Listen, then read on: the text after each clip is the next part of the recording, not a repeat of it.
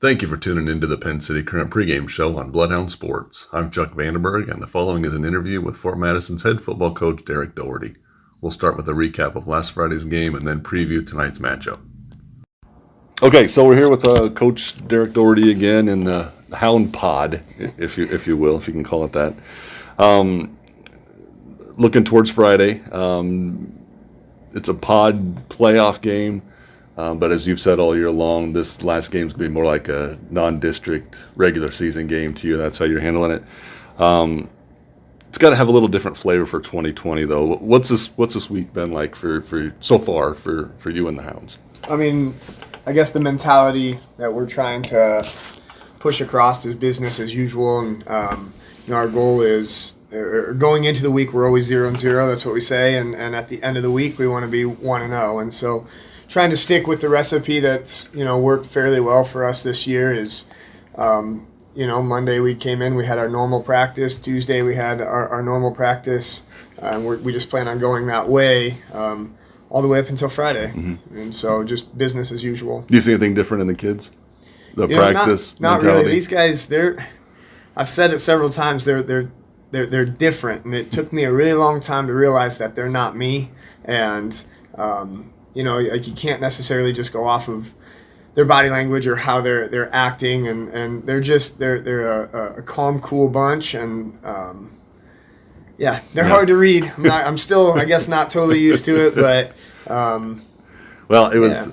I was on the sidelines, and I will say this, and it is purely in fun, but listening to Will Larson play football, he was teasing one of the Mount Pleasant kids getting off a tackle, saying, "Hey, Don't bend my buddy's leg that way." Just funny stuff. You see him dancing. I mean, it is a different group out there. It's fun, frustrating sometimes. There's a bunch of characters on the team, but yeah, we love them. Yeah. So the last three games, scoring margin of 154-26. We talked a little bit about that after the game, and I mean, certainly you don't anticipate that kind of success. But these lopsided wins, are they good? Are they bad? I mean, what is your take on those, and how does that work into your system going into a pod? Would you rather have, on that same mentality, would you rather play a game this week or get a bye? We talked about that a little bit, and District 1 has 3 byes in that one district, and one is a 5. Well, they're all 5-2 teams, but it would seem maybe one of those could have been shared out. But going into that and knowing who you're playing and what this pod system looks like.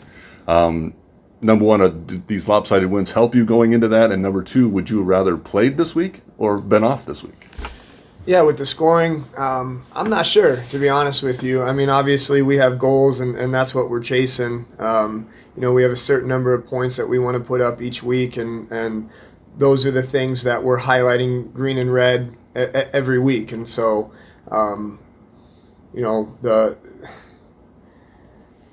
I don't know. It's a good question. I don't know what the state looks at sometimes. Sometimes I really truly wonder what the heck they're looking at with different decisions, and I guess it's different sitting down here in my chair compared to theirs, and sure. So I don't know. But are you happy having a game this week? Does that keep your players focused? Absolutely. I mean, we were kind of split as a coaching staff as we were talking about it and the possibility of a bye coming. And some of them said, "Hey, we'll take a bye." And I can understand that. Gives a guy like Gavin Wiseman another week to kind of get back, and he's been practicing with us. I want to play. I hate waiting. The week is super long to me, and then Friday, all of the pre-game stuff, it kills me. I just want to get to 7 o'clock and go. And so I don't know. A bye week would be really, really tough, and that's selfish. That's me talking personally.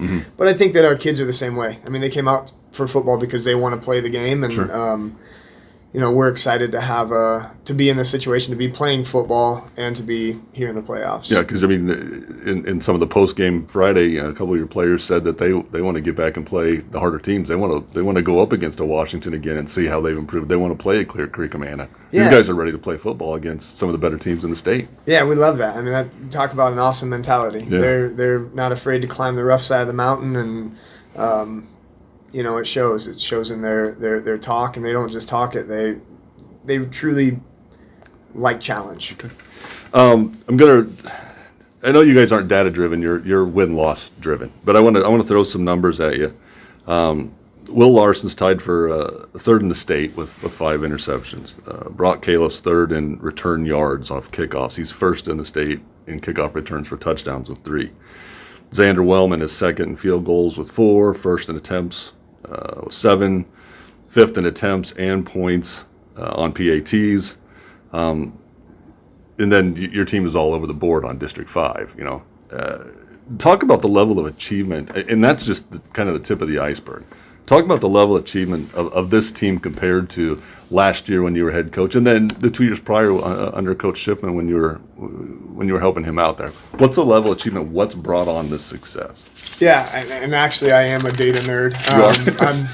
That surprises me. Yeah, I love data, being a science teacher and all, I guess. And that's really what we focus on. We rarely talk about winning or losing inside of our program. And I know that kind of contradicts what we say. We want to be 1-0 at the end, but our guys will tell you that if we get to green our goals, that's what we call it. We have a list of goals every week, and if we can green those, then that equals a win. So I guess an example of that, last week one of our goals was to hold them under 14 points. Okay. And we give award stickers if we reach those goals. And so with our second and third string in and them going for a 2-point conversion, our ones were biting their fingernails watching, and when it was a failed 2-point conversion, they started fist pumping and they said that's a sticker. That's a sticker. And so it's awesome as a coach, and we were talking about that as a coaching staff, knowing that that's what our guys are thinking about.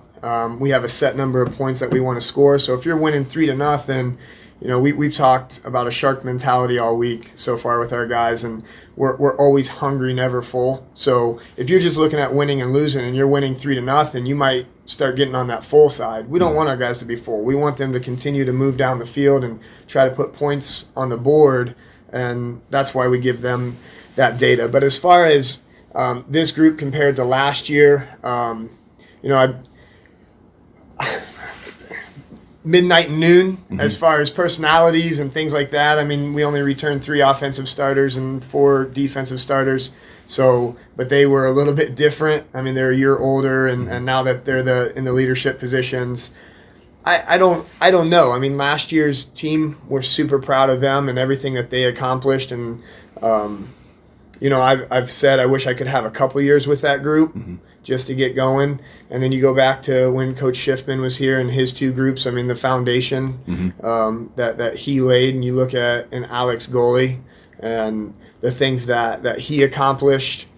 It's been a good couple of years of just building and building. And a lot of that's been in the dark, I mean, people see the records and things like that, but I look at our senior class right now, and these guys have been with me since 7th grade in athletic enhancement at 6:30 a.m. when it's dark and miserable and cold out, and their time's been coming. So to the outside, I guess maybe this looks like a fluke, but we think different. Yeah, well, we saw the tip of that, even going back 4 years ago, when you guys were 4-5 and then 5-4, or 5-4, you were just teetering on that breakthrough year, and this just is a culmination of the work, and then that you're getting that breakthrough result. Right. Right.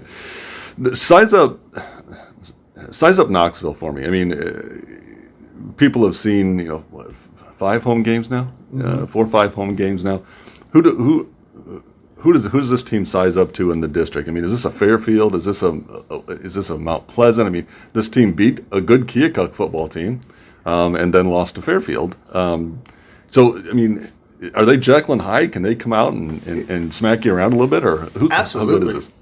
What I guess from what we know and everything that we've been watching, this is a team who got banged up early, got bitten by the injury bug, and have proven that they're a good football team. I mean, like you said, they beat Keokuk, and I firmly believe anybody that can beat Keokuk is a good football team because they're a good football team.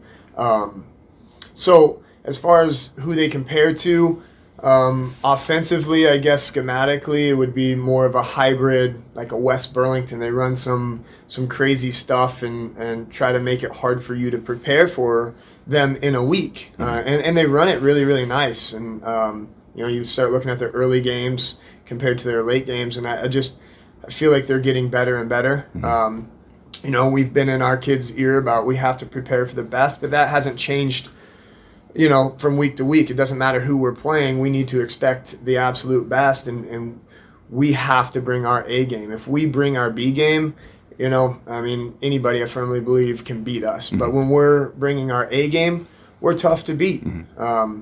So that's kind of been the messages with our guys, and kind of who maybe Knoxville reminds me of. They're a solid, tough, fast, physical football team, and their defense is very aggressive. And their offense, they like to pound it. They don't not a ton of success through the year. Some when they need it, but they've got four kids with 40 carries plus. Yeah. The sophomore, the Montalvo kid's got the bulk of the yardage at 304 yards and 4 touchdowns. But like I said, there's 3 other backs with 40 carries, so you have to be looking up and down the line of scrimmage to see who's coming. They're all very nice players. They've got some dudes, and it's going to be a tough test. We got to be excited for it. So I'm going to ask you something here a little off the wall, because I've been wanting to know this. And typically in the past, I've interviewed the coordinators a little bit, just because I'm interested in what, you have a different perspective of a game than a Justin Mankey would or a Jason Crooks will. But your offense this year has really been a product of adaptation. It's what's working, what's fitting. This person, let's try this here, let's try that there, until you found a system that's working. What's Justin Mankey like in the headphone? What is he telling you? If you can, what can you tell us about what that exchange is like and how that adaptation has taken place over the year? Yeah, it's a cool dynamic. We actually sat right here yesterday and we're talking about it, and how I'm the emotional roller coaster and he's the steady one, and that's our relationship, and we balance each other out. But then you add somebody like Josh Weichert, our offensive line coach, who's very calm and steady and very, very intelligent. And then we have Patrick Lamb with us as well, who, is kind of a data guy too, and we use an R4 sheet and things like that. And so, the mixture of us is, I'm kind of the oddball, I guess. I'm the wild roller coaster guy, and the emotional guy. They're a little more steady in the head. And I've told Justin for years, I wish I had a little bit of that calm and collectiveness that he has, and and that's why I asked him to be the coordinator. I get caught up in the emotions of the game, because I know he loves the game, I love it, and I wear my heart on my sleeve. It's hard for me to be a coordinator. I've been a coordinator before at the JV level, and it's I can do it, but I think that he's the man for the job. Very proud of what he's doing. What's he done? What has he seen this year? He's a numbers guy. We all know what Justin does and does great work with Pilot Grove Savings Bank. But is he a numbers guy in the booth? You know what? He's very reactionary. Okay. He looks at what's going on. We put him up in the booth this year for the first time, and I think that the vision that he's gotten is way better. And Patrick Lamb's up there with him, and they're bouncing ideas off of each other and relaying it down. And of course, what we're seeing on the sidelines, I'm proud of Justin, because we had a conversation at the beginning of the year, and I said, these are the keys to the car. Do you want them, and do you want to drive, or are you okay just riding in the passenger seat? Because it's been my, in quotes, my offense. I installed this, and he's kind of taken it in the last few weeks, and he puts a smile on my face because he walks in through the door and he's like, I've been thinking. And I love that. And he's adding his wrinkles to it, and it's making more and more sense to him, which is the important thing. Yeah. And we've shown some of those wrinkles, whether it's a motion or we've gone to a front side read. So we read front side and back side, and it's been a beautiful mixture of things with all of those guys on the offensive side putting things in. Yeah, you always seem to be able to find exactly what's getting people behind the secondary. How many times you've gotten behind the secondary this year is those calls and those setups for those plays and everything has really been fun to watch. Spotlight here for the week. Talk about Tate Johnson a little bit. 243 yards receiving, which isn't eye-opening. It's in itself, but when you think about every 2 catches, he's scoring a touchdown. And then he's got a fumble recovery for a touchdown. He's got a kickoff, a blocked kick for a touchdown. He's just putting so many numbers on the board as a junior. I think we knew as a freshman he was going to be a special player, but talk about him this year. Yeah, he's a dog. I mean, we keep using that term, and he's the definition of it. He's a guy that wants the ball. He's always asking for it. He's asking, what can I do to get the ball more?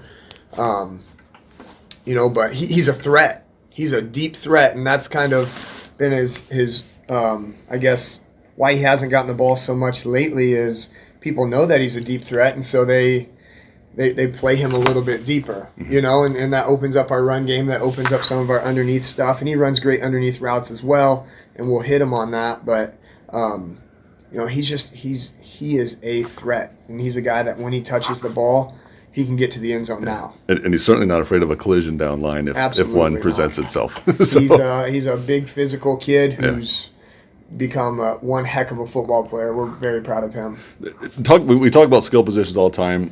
Last week I tried to shoot more pictures of the line working because sometimes they're the unheralded heroes of the game. Talk about your offensive team. They're certainly giving Landis time to make things happen. I mean, Landis is running this side, then running back for it, and they're giving him time. They're opening holes. Talk about your offense and your defensive line a little bit and the production you're getting out of them. Yeah, great group of guys led by two awesome men, Coach Weichert and Coach Smith. You're 100% right. Without those guys, our offense doesn't do what it does. I mean, skill players. I was a skill player. Mm-hmm. Like we get our names in the paper. These guys are the ones that are beat up and dirty and do all of the work to make that stuff happen. And underthanked for sure in a lot of programs. We try to make sure that they know how much we love them and we're thankful for them. But you look at those guys, and I mean, wow, phenomenal. Yeah. The movement that they're getting, they're smart. That's the thing that I don't think a lot of people understand the game of football, how much it's evolved, and the stunts that we're seeing up front and how they're adapting and communicating. And again, that's some innate stuff that they have, but it's also coached up by Coach Weichert and Coach Smith. But they're dudes, man. And you can go either side on offense. You're comfortable running to either side. Some guys will run the right side and they'll stack that right side, but you can go either way. And on defense, it's the same way. Yeah, we've been in offenses before where we have to move a guard. If we want to run to the left, we've had to put the guard over there. If we want to run to the right, we don't have to do that with our guys. Yeah. And that's something that we pick up on film and see from other teams, and teams have seen it from us in the past. And it's very nice knowing that we can pull whoever, and any of our dudes can pull. I mean, we can pull any single one of them, and we told them they're not hogs anymore. They're fast cats. And I'll tell you what, watching Ethan Deacon sprint down the track, he's fast. He's fast. Yeah, and that's great because those are the things that the coaches, the players the fans that are watching the game are watching the ball, and they don't get to see those things. But it's interesting when you start watching that stuff a little bit. So, anyway, thanks again for your time, Coach. We appreciate it. Go Hounds, and let's see if we can make another week after this one. Absolutely, go Hounds. All right, thanks, Coach. Thank you. This has been the Penn City Current pregame show on Bloodhound Sports. Thanks for tuning in, and be sure to read about the game in your hyperlocal, super fresh, 24/7 source for news and information, the Penn City Current. Tim, Nick, and Bill will be back with the kickoff next on Bloodhound Sports.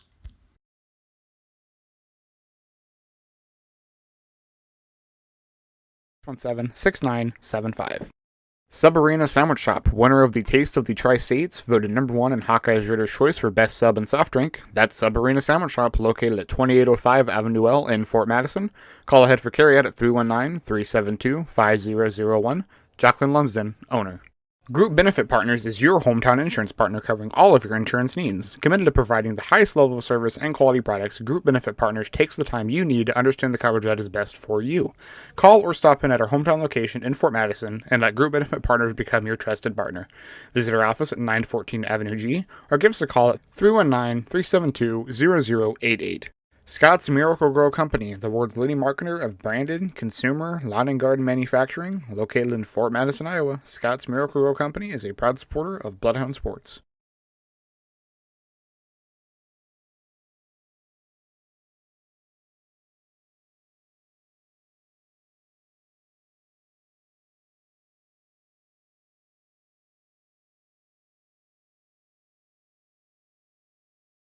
Become a member of the Bloodhound Booster Club today. There are a variety of support levels you can choose. Based on the amount of your donation, you can become anywhere from a sports fan to a top dog.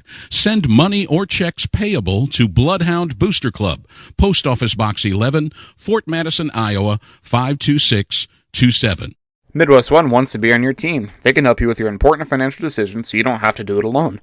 Visit the Fort Madison office today, located at 926 Avenue G.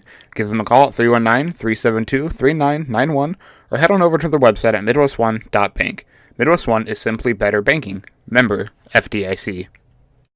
Wondra Family Chiropractic and Acupuncture. Doctors Tim and Lori Wondra provide chiropractic, acupuncture, therapies, kinesiotaping, and even school physicals. They're located in downtown Fort Madison at 724 Avenue G. It's black, white, and red all over. It's the Pin City Current. The Pin City Current is your hyperlocal, super fresh, 24/7 source for news and information that can be found conveniently on your computer, smartphone, or tablet. Follow the Pin City Current on Facebook, Instagram, and Twitter at Pin City Current, and always online on their website at pincitycurrent.com. Lee County Bank is proud to support the Fort Madison Bloodhounds. Bank when and where it's convenient for you. Our mobile banking app is a safe and secure way to check your balance, transfer funds, pay bills, and deposit checks, all from your mobile device. If you're shopping for a new home or need money to pay for unexpected expenses, our loan department can help. Visit our website at www.leecountybank.com or give us a call at 319-372-2243 for more details. Equal Housing Lender, member FDIC. Mann's McDonald's, located in Fort Madison and Burlington. It's not whether you win or lose, it's how well you eat after the game.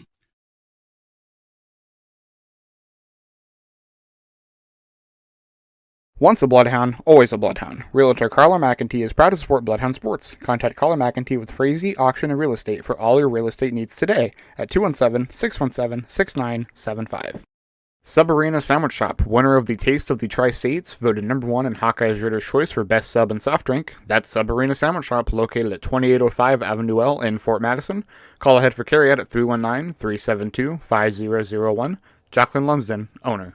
Group Benefit Partners is your hometown insurance partner covering all of your insurance needs. Committed to providing the highest level of service and quality products, Group Benefit Partners takes the time you need to understand the coverage that is best for you. Call or stop in at our hometown location in Fort Madison and let Group Benefit Partners become your trusted partner. Visit our office at 914 Avenue G or give us a call at 319-372-0088. Scott's Miracle-Gro Company, the world's leading marketer of branded, consumer, lawn and garden manufacturing, located in Fort Madison, Iowa. Scott's Miracle-Gro Company is a proud supporter of Bloodhound Sports.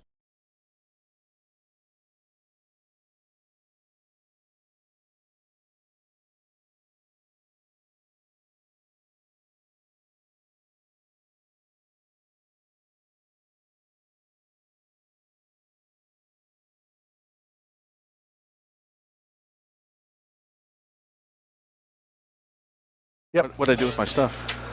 All right, welcome to the broadcast on Bloodhound Sports and Activities. This is Dr. Tim Wondra joining you tonight from Richmond Stadium and Jim Ewell Field. Joining me tonight on the broadcast, making everything hum. And then we'll have Bill Kester, color commentary, stats, information guru, right? Isn't that how that goes? I don't know about the last part of that, but yes. Okay. So right now we have the Fort Madison Marching Band's taking the field, get ready to play our national anthem. So tonight's matchup is with Knoxville. Bloodhounds come in with a 6-1 record. Knoxville comes in with a 1-6 record. Their only victory was against Keokuk. Yeah, I was trying to remember Keokuk. They beat them by 1 point, and then Fairfield beat them by. I think it was 15-7 that game. Yeah, Fairfield played this Knoxville team and beat them. So the Keokuk loss, was towards the beginning of the season there for Keokuk. So we'll see how it goes. It should be a good battle tonight. And then I'm not going to say it, but when we win, we will be taking on the winner of the Grinnell-Newton game tonight. That is being played simultaneously, as all games tonight are being played at 7 o'clock. And I think that's the same way lopsided record as we have here, but we can't let this Panther team fool us here. All right, I think they played some really good competition this year. We're going to go with their first of all, they're led by their quarterback, Kieran Nichols. All right, he has thrown for almost 300 yards and is also as a runner, run for about 176 yards. All right, so we got the national anthem now. Okay.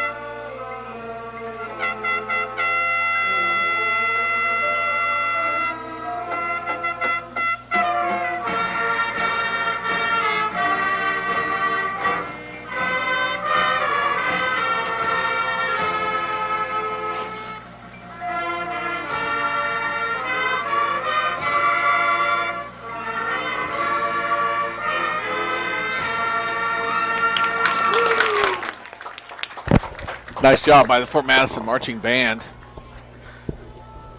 I'm going to continue on a little bit here on the stats. Number 2 is Nichols, their quarterback. Like I said, he's a dual pass run threat.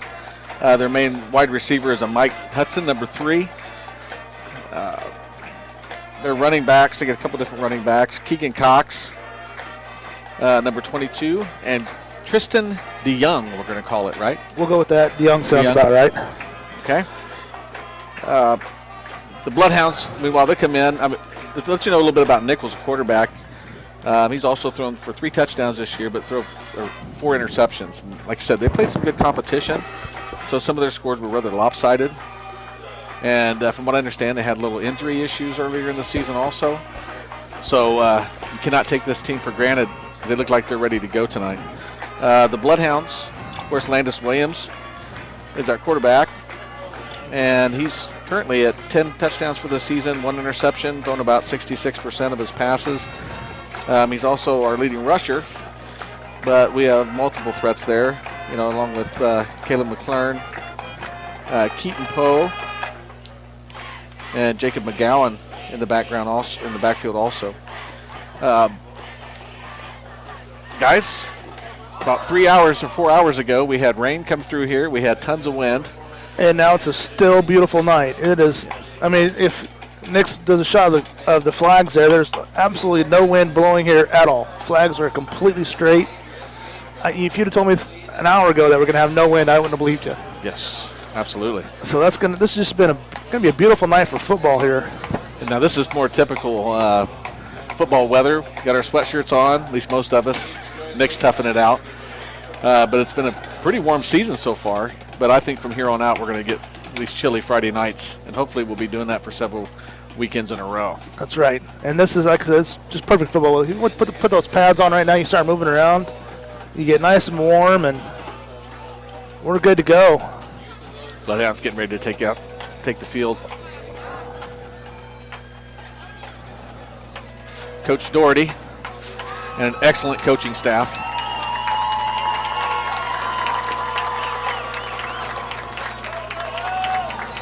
Bloodhounds take the field. Led by Bryce Britton there with the American flag. Old Glory.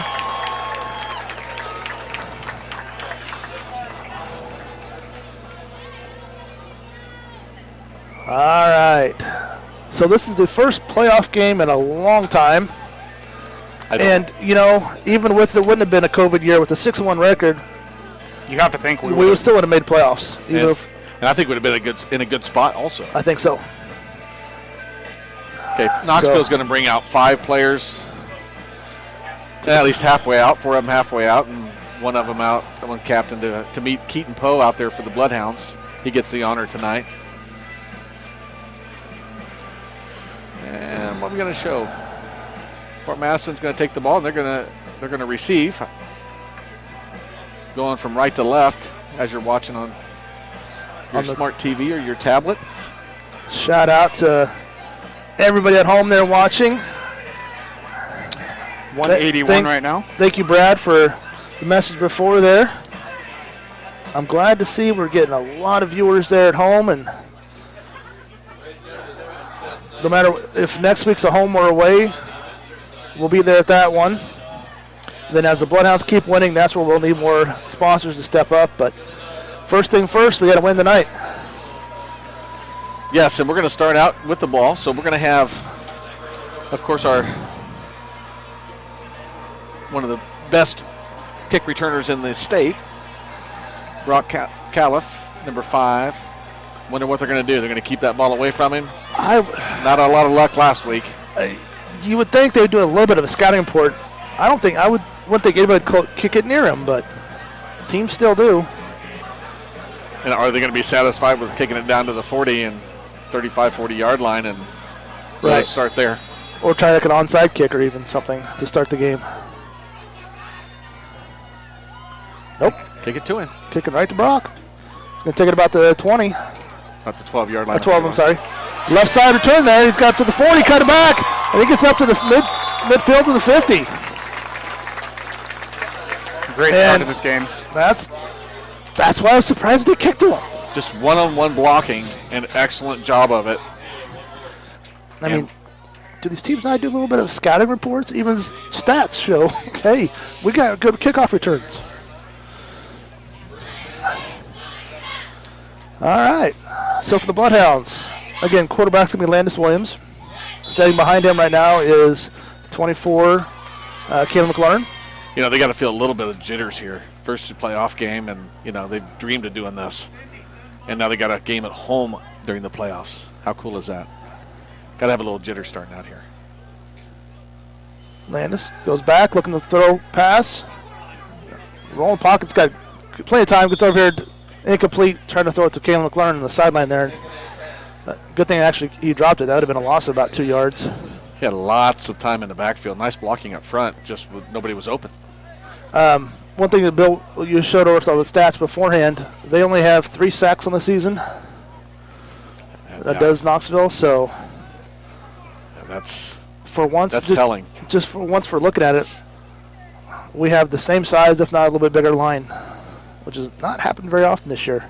Quick throw out there to he got his knee down when he caught it, Larson. Will out there. That's going to be a minus 2 yards, maybe 1. Like you said, we got the little jitters. No, they're gonna call it incomplete. Put it back to the line of scrimmage. Yeah, I'm not surprised by that. I mean, you kind of wonder maybe we should sit down and run play first, just get that first hit, kind of get the blood flowing a little bit. Sometimes that first little hit kind of wakes you up. That's a good point, Tim. Yeah. All right, so going out wide to the right is number 80, Cole Thornton. Then you got Will Larson, number 8, top of the screen.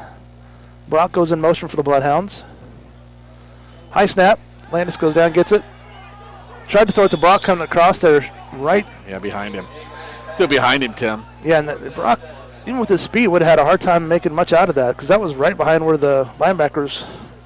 Yeah, but you know what I'll take? Stand up. I'll take Brock versus 54, the linebacker, because he looks pretty good size, but I don't think he's going to match his speed. No. So little out of kilter there. Yeah. But when you start at the 50. Hey, there's nobody. I was gonna say there's nobody out there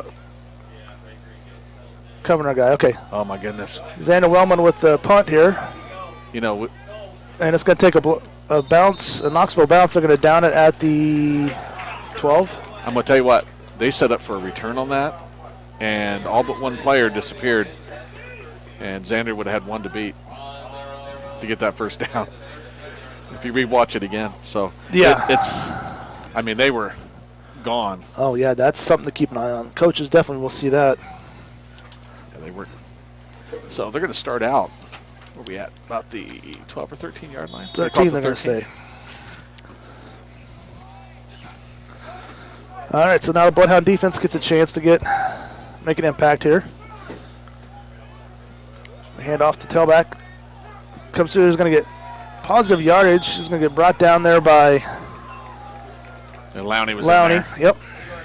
About 7-yard gain. It's kind of a different move there on that. It's almost like a wishbone formation. Yeah, there.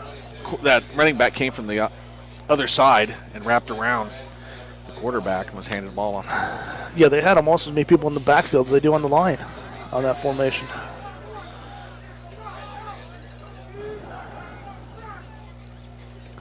Handoff, tailback goes right up the middle there. He's going to get close to a first down. Yeah, he'll get a first down on that spot. Picked up 5 more. All right, defense, come on now. There's number 9 there was talking about. Gavin Montalvo, the leading rusher this year.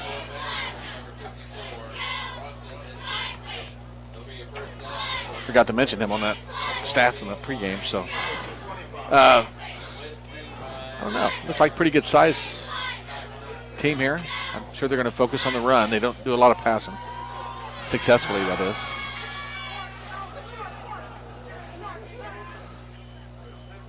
Wrap it around again that time. Last time got hit in the backfield that time.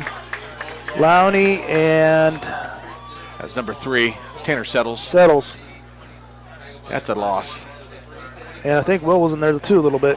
It just might, it's going to take a few plays here just to kind of get a feel for what Knoxville does. We're used to seeing teams that we used to see every year. Well, that spread. And most teams we play anymore run the spread. I mean, Burlington was the only one that really did. It was a true running team that we played.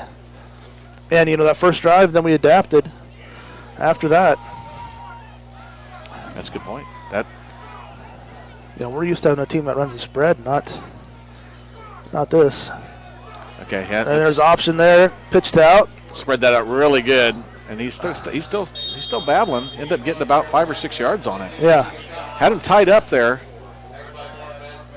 He got Bryce Britton was all the way out there. Lowney, Larson. So that's going to bring up a third down and about 4. I'll say 5. 3rd and 5. We'll give it that. Okay, Bloodhounds.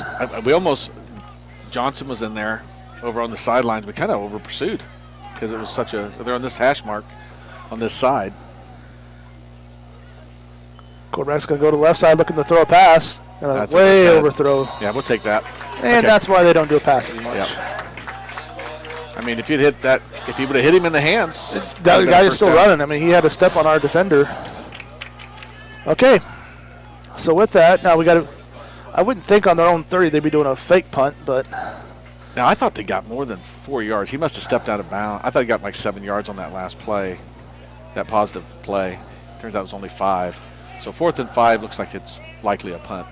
Never know with playoffs, trickeration. Yeah, I mean, you got nothing to lose. So Brock is back for the Bloodhounds. It's going to be a spinning punt there. It's going to be a little side to hit there. Brock picks up a 35.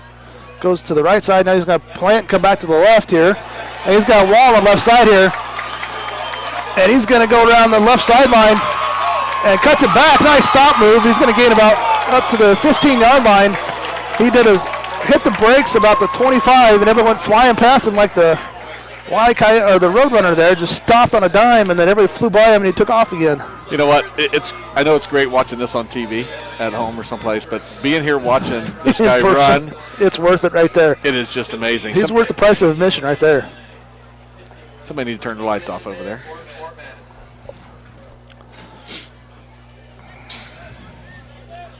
There you go.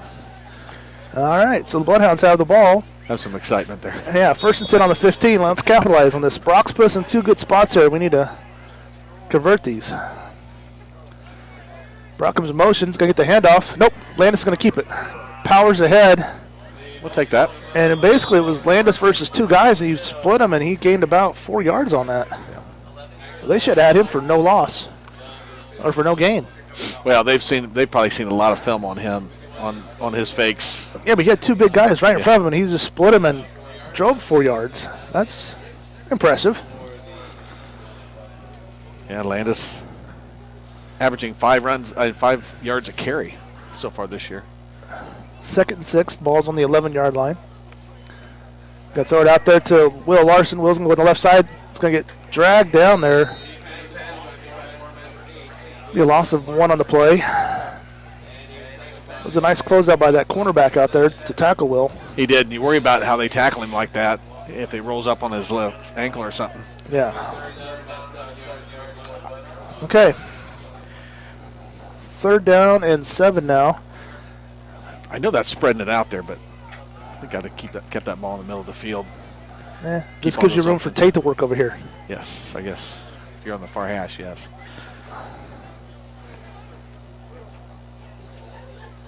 Okay. Everybody's getting the clue. We have 4 seconds left on the play clock. 3, 2. Get the snap off. Looking to throw a pass. Dart right across the middle there. Again, that was a little bit behind Brock. Right at the goal line. I think if he would have let him a little bit, that would have been 6 points. Yeah. All right, so out comes Sander Wellman for the Bloodhounds. Bill, remain quiet. No. I know what you're going. I know what you're going. I don't have. We can tell you where to go to find a roster. Xander's kick is up. It's good. It's good. All right. On the board. 3 points on the board there. Those are playoff points. Yes. All right. Xander Wellman. I was going to say, Nick, can you put something on Facebook maybe? Okay, so Randy, we'll put a place where to go on our Facebook page, where to go find the rosters. Make it a little bit easier for those at home. So, yeah, go to Bloodhound Sports on your Facebook page, and then Nick will put a link up there to the Varsity Bound website.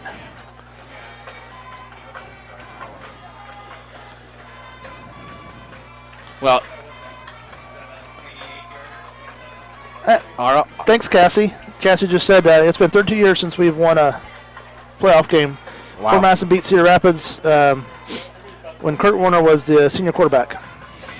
Wow. Or it was Iowa City, Regina, wasn't it? One of those two. I think it's Iowa City, Regina. But still.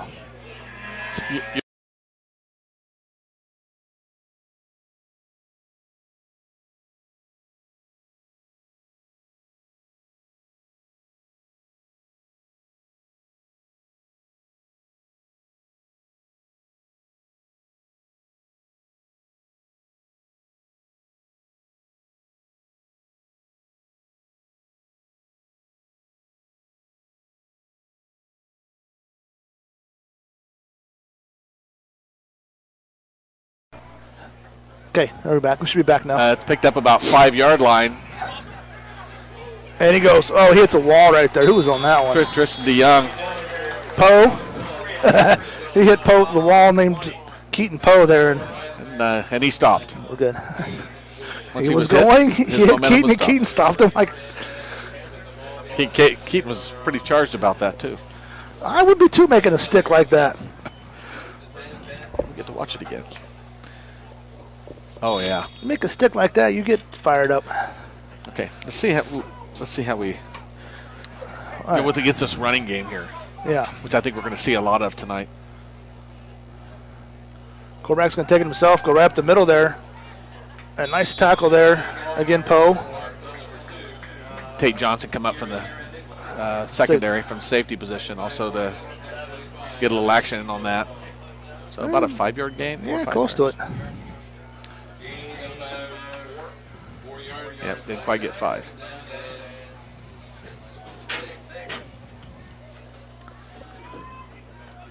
All right, so 2nd down, 6 yards to go from the 27 for Knoxville. Hand off to back number 1, and he's going to get drugged down, dropped for a loss. 55 Lowney, the ball's loose, not going to say he was down.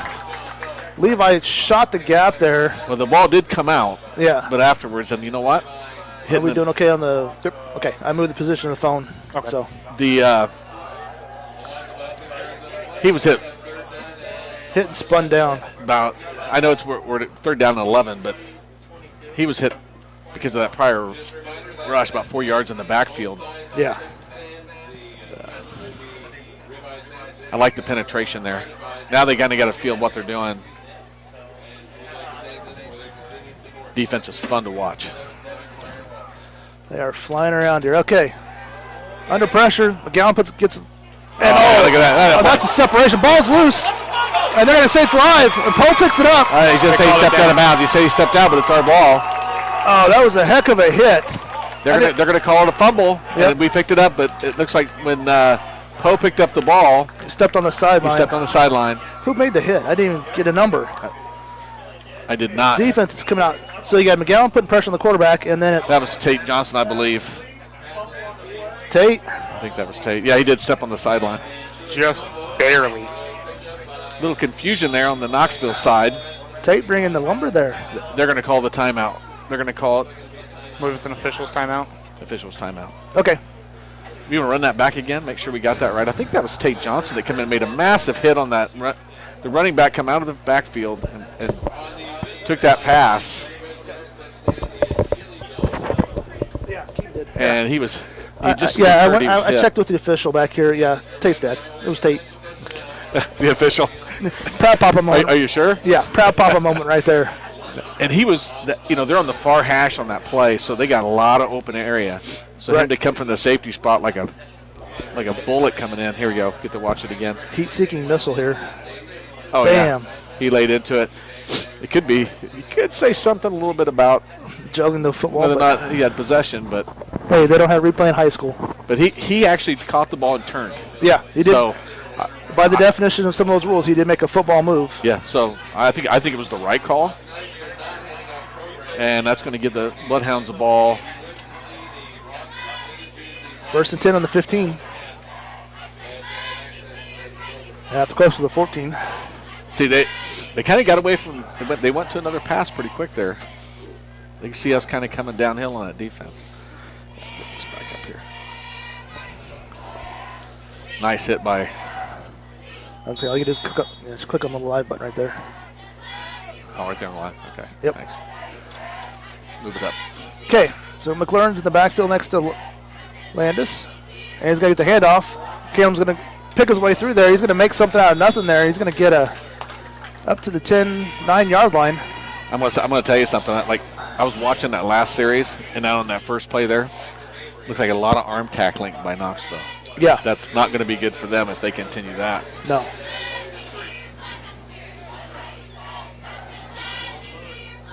All right, so we have 2nd and I'd say about 4. 4.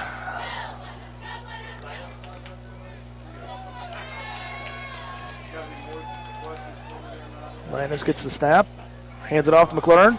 Caleb's going to just power ahead there, going right behind the guards and centers, and he's going to be close to first down. That's going to give us one, and that's perfect two straight runs to get that first down and get it inside the 5. Now you can power it in. You can do a lot of different things to try to get in the end zone. And going right behind that offensive line, so left to right we have 58, Kyron Ross, 66, Kyle Knepp, 55, Levi Lowney. Is that 67, Mateo? 57. 57, yeah. Mateo Lozano and 58. Did you get 58? yeah, Kyron Ross, and then 77, The Deacon. yeah. Ethan Deacon. Handoff inside. That's a touchdown for the Bloodhound. Well, no, call down to the line. Oh, they're gonna say they're gonna get on the 1 foot line, really? You gotta be kidding me. Okay. Guess what? 24 up the middle. Let's do it again.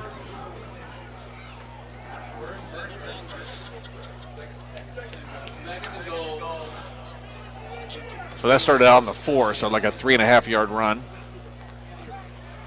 3.5 3/4 of a foot. The nose of the football The has nose to of be the football, almost on the Tim. line. Tim wanted to say nose of the football. Now that too.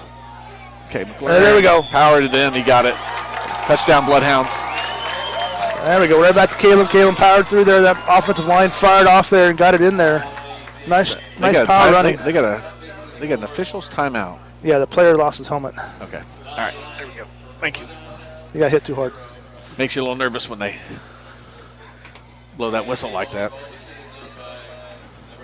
So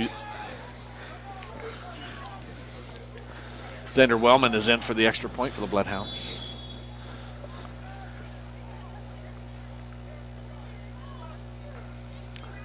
It's the kick down, gets it away, and it's good. Kind of just popped that one up a little, like a little pop-up there, but yeah, that's almost like a golf swing. You get a little underneath it there, and you kind of pop it up. hey, it still works for a point. It still got the distance. You do that on the extra point. You don't do it on a 37-yard try. That's right. That is right. Nick, how's the Grinnell game going there? Grinnell is up 8-0 with 3:38 left in the first quarter. In case you're wondering, Grinnell does have a YouTube channel like what we do here. So Nick is not only doing everything else for us, but he's also keeping an eye on the Grinnell game. As well as other scores when I see them around 3A. I think Nick needs another hand or two in there because he's doing so many different things at one time over here. He is a multi-talented man right there. He makes it easy for me. I just got to just stand here and talk. I got the easy job. Same with. I don't even have a sheet to do the stats on. No, don't even have it. So. I'll get it out for you. I just forgot to grab it out. Yeah. So do you want to or not? I think we'll kind of roll with this. We'll roll with this a little bit because there you go. It kind of gives us a chance to enjoy. Sit back and enjoy it. Yeah, enjoy and see it and see a little extra after the play's over. So we got a kickoff here. We get it to 5. And there's a hold inside. Keaton Poe was held and still got in on the tackle. Among all Bloodhounds. Yeah, I think number 9 was in on that too for the Bloodhounds. That would be Daniel Soklik. Yes. All right, so this will be Knoxville's. Miles Deers was in on that also, maybe. Trying to look at it here. It's good to see some of the younger. Oh, there's some real jacking going with Miles Deer and one of the Panthers. Okay, so it's going to be 26-yard line, 1st and 10, Knoxville. Yes. Down 10-0. With all kinds of bunch formation this side, they're going to pitch it over. I'm looking for one of these times. Oh boy, he's strong. Breaking a couple tackles there. That's a big run for number 9. He gets cleared to the 45. And he ran over about 4 different Bloodhounds. And pick up about 19 yards on that. I'm look at that formation again. When they do that little pitch out there, I'm waiting for him to roll out there and throw a pass downfield. Yeah, I think that might be open. Looking at it here. Oh yeah. I think they're setting that up a little bit later here. Well, yeah, I tell you what, he's a strong runner. Yeah, no doubt about it. Gavin Talvo? 6'1", 180.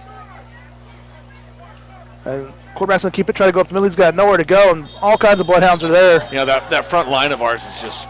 Bryce Britton and Ethan Deacon. Ethan grabbed a hold of him with basically one hand and got a hold of this belt and kind of held him there while he was getting blocked away from that. And then Bryce Britton came over and made the tackle on top of him there. We're standing that line up. That is nice to see. Ethan got the hand on it. That's hard to do. Just hold him with the hand while the rest till the next guy comes there. That's like some good hand strength. Okay, 2nd 11. Okay, again, that bunched formation. It's kind of different. You got to figure out where everybody's going. There's the number 1. He's breaking through there, and he gets McAllen makes a tackle, but down at the 40-yard line. So a first down run there. I think maybe we're having a hard time seeing where that ball's going, getting handed to. He's a little guy. That one there was a little guy coming, and he weaves his way through there a lot like Caleb McLaurin weaves his way through traffic. Picks up about 15 on that, maybe.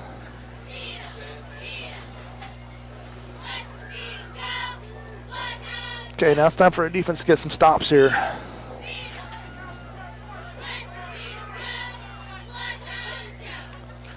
A little confusion in the backfield there. Oh, for the that was Bloodhounds. a motion there. Now stop there. Nice stick by Tate. Yeah, Tate comes up from the safety and just picked number 9 up, put him down. But after he picked up 5 yards. Tate and Austin Ingsmeyer were on the stop on that one. Insbinger. Hey, guess what?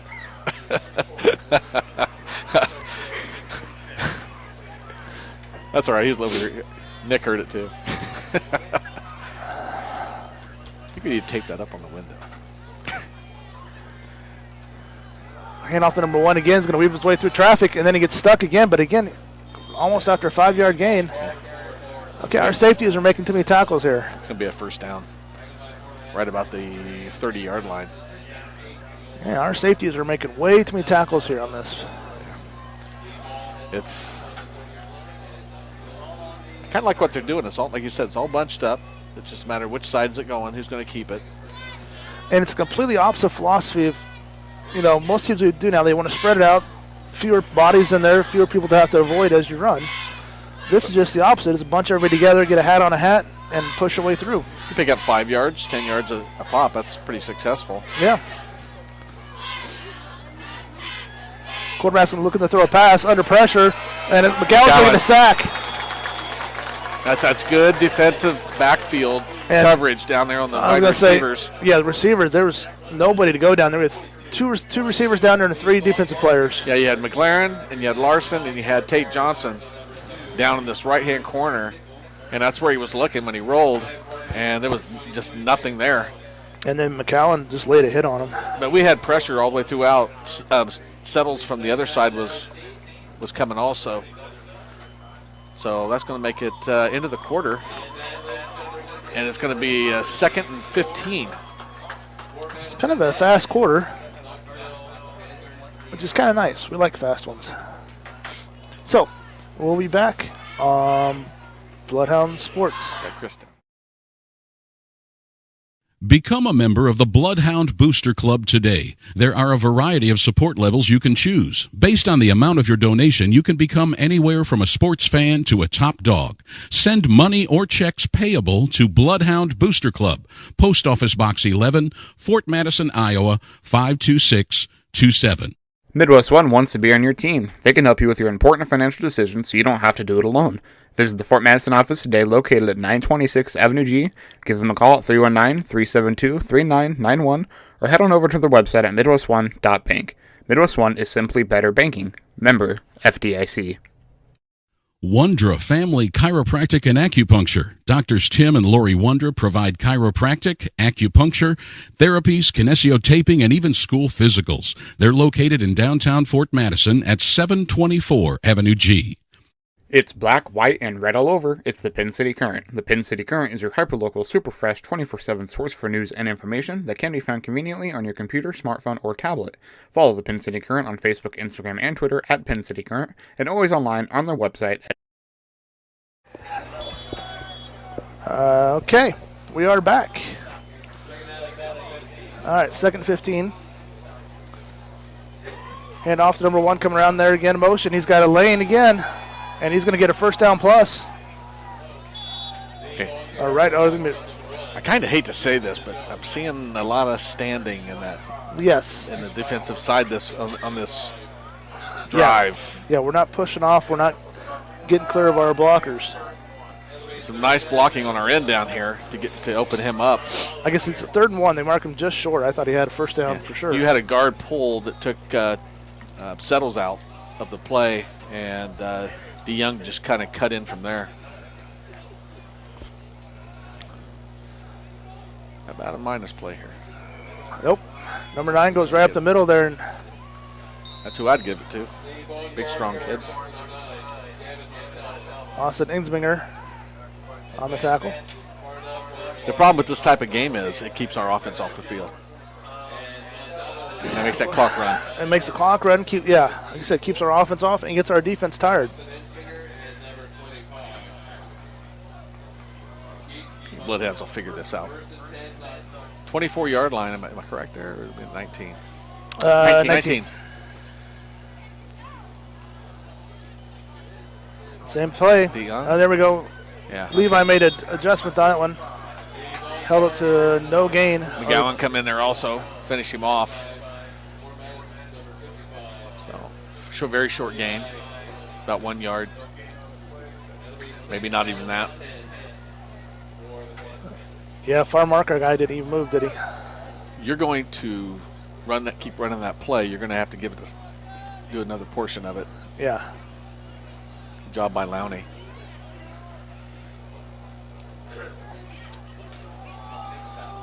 The line is standing up their line, but they're just kind of getting through those creases. Quarterback's going to keep it this time. There's your different version of it. Yeah. And he gets down to the 10. I think he's seeing something there pre-snap, possibly their formation might be setting us up. Because it's going to be about. We'll take a look at it because 3rd and 2 maybe.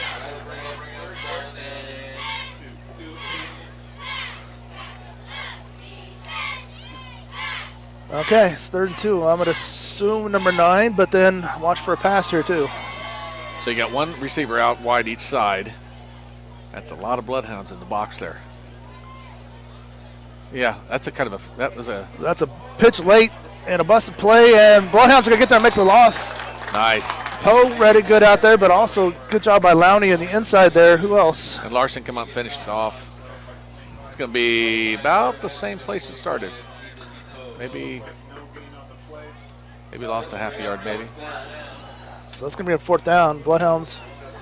And they're going to go for this. Yeah, they don't have a kicker, don't look like, out there. So good team tackling there by the Bloodhounds. Good pursuit on that one. They're all the way on that far hash. So if I'm Knoxville, I'm looking at that. I'm like, okay, our speed, you can't get outside, but keep going up the middle there. And it's right there. Too far open. 1st down. That was one successful play. Yep. And again, they're going up the middle there versus when they're going to perimeter, we get them. It's like about the 6-yard line.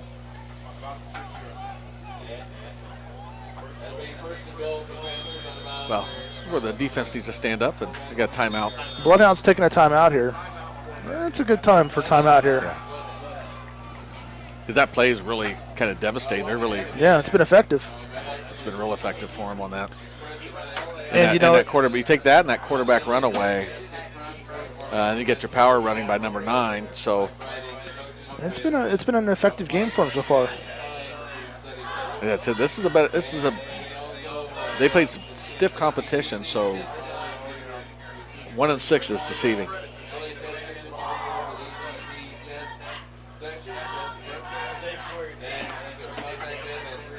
So I wonder what you do if you're coach. I'm thinking they're going to power this thing in. They're not really looking to throw unless they get a loss here. Yeah. I'm assuming that's why the coach is up in the box. I've got to be seeing some stuff here. Radio down. We were that lane was pretty wide open there on that run for DeYoung. So hopefully they can figure out somehow to stop that.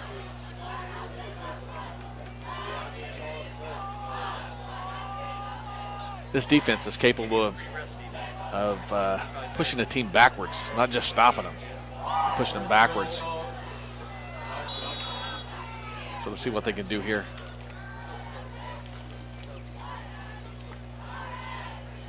Quarterback's going to keep it, go up the middle, and he's going to get very little gain there. Might have fell across the 5 there, down to the 4.5-yard line. Settles, looks like was on the tackle there. But a good job in the line there of not moving much in the front. Yeah, I like what Knoxville's doing. You know, it's taken our linebackers time to figure out who's got the ball. Right. And by then, you're going to get positive yardage on most plays. Yeah, because they're hesitating instead of just firing off and going. Because when they've strung it out and tried to go outside, we've stopped it. So because we can see it real well. It's 2nd and goal from the 4 here. They're going to pitch it out to the right. This time to number 9. He's trying to get out wide. That's what I'm talking about. And there's Tate again, come flying up there making a tackle. They have not been successful going outside. Our speed's really been showing up on those outside runs. Yeah. The pursuit was really good there. Larson, what'd you say, Tate Johnson? Larson? Tate, yep. Tate was the heat-seeking missile on that one. That's going to probably open up for a run up the middle. They're going to have 2 plays to get it, so.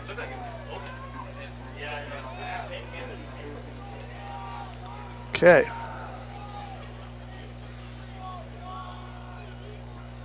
One comes in motion again. Same play. Same play. There we go. There's an adjustment. And that's Larson in there. I think Larson's keen on that. We got a flag flying. Hopefully we didn't get that because we did not need that. That had brought up 4th down. Let's see what we got at here. The 5. Let's see what we got. It had been 4th down at the 5 is where we're at. Looking for this penalty. Is he going to pick it up? Pick it up. Pick it up. Pick it up. He's putting it away. Nope. That's sportsmanlike on the Bloodhounds. Half the distance and 1st down. Come on, guys. Get your heads in the game. Come on. Huge play on defense. They would have been made it 4th down and 5, and we give them a 1st down. It is a 4th down, right? Yes. After, they're saying 4th down. I don't know. They're saying fourth down. Okay. Is it after the play? But it was after the play. Shouldn't it be first down? I would think it. Yeah, half the distance to the goal, but I think. Okay. No, it was post play, so you wonder. Okay. I don't know. Quarterback's going to pitch it late, and he gets in for the touchdown. So we don't know if he got in on a fourth down or a first down. Fourth down. That's a marker over across the field said fourth down. So they changed it to 1. Well, now they do after this play was over. He flipped it. I would imagine that would have been a first down. Either way, it's a touchdown for Knoxville, and we're giving them life. Here we are. And nice option run there at the end there. Nice pitch out. And they've taken half the quarter almost. Extra point attempt. I think he's about 5 out of 7 or something like that. And we got a false start, Bloodhounds. Now what do you do, Knoxville? Yeah, do you go for 2?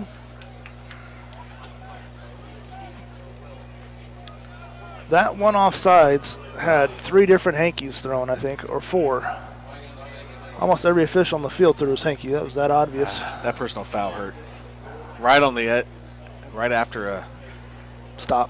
An absolute wonderful play for a loss. High snap. How'd he get that through? I don't know how he got that through. How many arms? I got to see that again. Kick is good. Was there arms up all over the place, Nick, on that? Yeah. Right around that ball? As soon as the ball was kicked, I looked up. I wasn't. Yeah, we'll get to watch it again. That's the we had excellent penetration. Here we go. Oh my goodness. I think it was so late on the kick, our guy already dove by it. Went past it already. Oh my goodness. Okay, so 7:05 left to go, second quarter. It's a 10-7 game here. Bloodhounds are in the lead by 3. All right, Brock's going to get the kickoff here. Grinnell scored again. It's 22-0. Failed their third 2-point conversion. 10:08 second quarter in their game. So Grinnell's taking care of their part of the business. impressive drive by Knoxville here. Yep. But you know what? We need to make adjustments on that. We could stop that run. The coaches will figure something out and get it to the players, and I don't think that's going to be successful for 4 quarters. All right, so they're now what do you do? Set off this. I'm sorry, Tim. Side before in this kickoff. This is a little different setup for them here. Yeah, they're not going to want to kick it to him, but it's going to go out of bounds. No, they whistled it way dead before that. It was a offside. Offsides. That'll back him up 3. Yeah. Thank you. Yeah, we'll back him up. And they're going to try to kick it out of bounds. Where does that come to on high school football? Do you remember, Tim? 35, Nick? I think. Nick? Yeah, I'm not sure. I think they're just trying to just squib it in general, just to keep away from Brock, because they learned really quick. Don't do that again.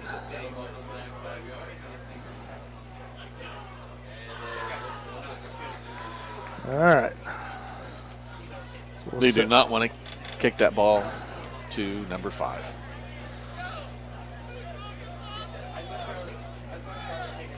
We have everybody almost up on the line. We're baiting them to kick it right in front of Brock, basically.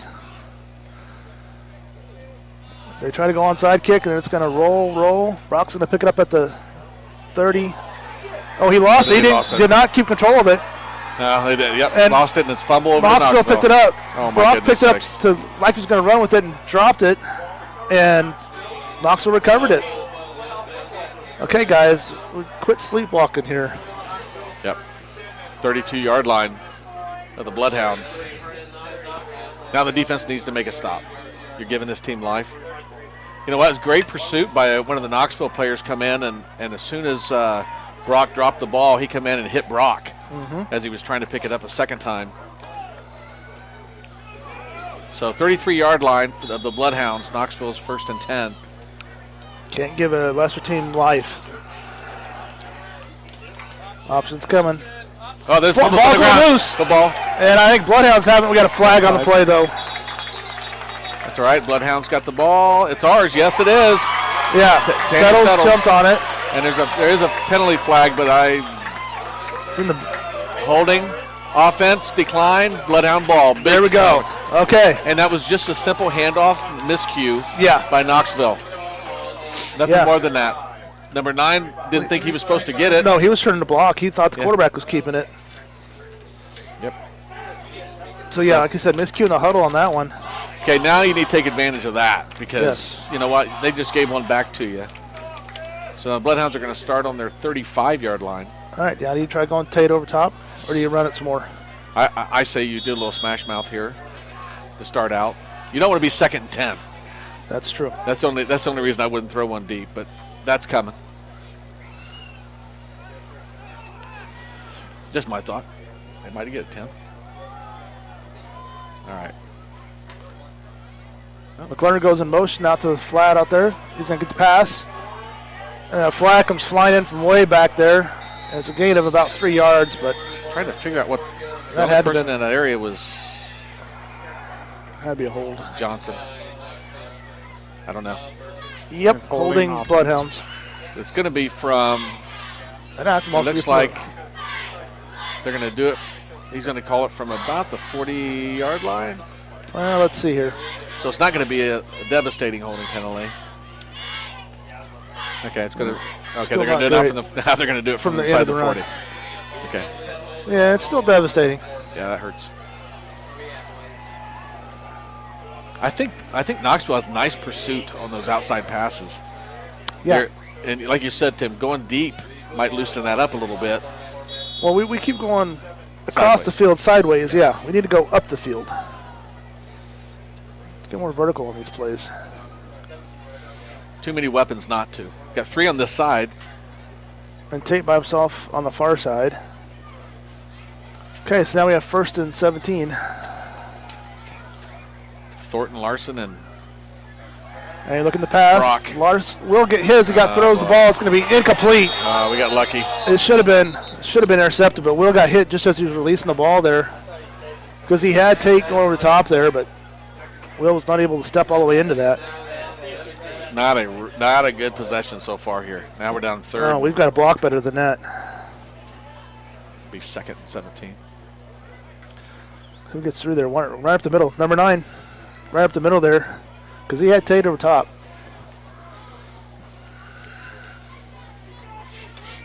All right, Bloodhounds.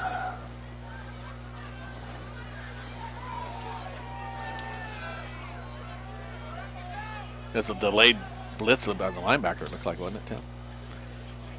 Okay, Bloodhounds are going to run the option here. Going to pitch it out late to Brock. Brock's going to hit for a loss. I think their pursuit is really good. We're just out of sorts. We are. I think that took way too long. That's a loss on that. So we're looking at about 3rd and 20, 21. Yeah, 3rd and 21. And you gotta give them credit. I mean, their defense is doing good. They're pursuing very quickly. Yeah. Yes, absolutely. They came fired up, ready to play. They're coming. Throws so down Larson. Larson's going to pick up most of that yardage. Yeah, he'll get out to the 45. Picked up about 16 yards on 42. that. 17. Sorry, Tim. Oh, no, 40. Sorry. I mean, markers are off here. So you get the 40, so that'll be a 4th and 5 now. 4th and 5. He's going to kick it. Go back to your, the last punt they did. They took off running before. Yes, they did. Is that one of those? And that's a big chance to take, though. Because now they're in the box. Look at them. Yeah, now they're looking to come. Now they're staying. See, now they're just blocking for that return. Nice punt there. It's going to be a nice roll for the Bloodhounds. Put it up. Stay right there inside the 10-yard line. Beautiful. Inside the 5 there. Great punt there from the Bloodhounds. Right around 45, 50 yards for Xander Wellman. And that ball on that punt, you see it flip over there, and then Brock did a good job to get down there and down it. Now it's defense time. We're under 5 minutes here in the first half. Way that started out 10-0 pretty quick. You kind of. Well, we got a little too happy. Yep. All right, we got a timeout here on the field. So I think we'll take one as well here on Bloodhound Sports. At PinnCityCurrent.com. Lee County Bank is proud to support the Fort Madison Bloodhounds. Bank when and where it's convenient for you. Our mobile banking app is a safe and secure way to check your balance, transfer funds, pay bills, and deposit checks, all from your mobile device. If you're shopping for a new home or need money to pay for unexpected expenses, our loan department can help. Visit our website at www.leecountybank.com or give us a call at 319-372-2243 for more details. Equal Housing Lender, member FDIC. Mann's McDonald's, located in Fort Madison and Burlington. It's not whether you win or lose, it's how well you eat after the game.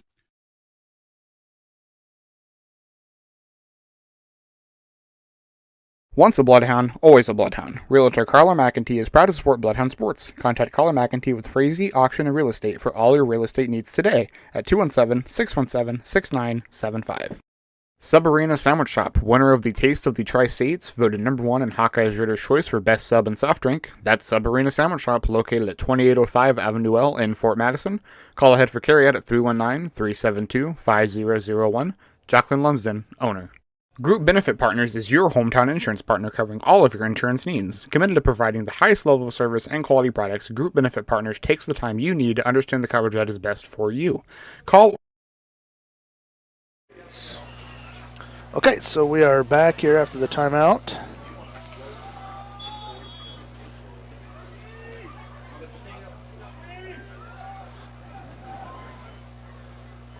Handoff going to the right side there. Much better job by the defense flowing over there to get tackle.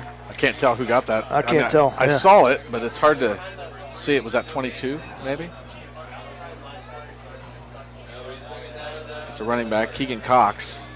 Not sure if that's who got it. It's hard to see from here. Yeah. And you can see why it's hard for the Bloodhounds defense, because there's like 2 or 3, 4 options every time on every snap.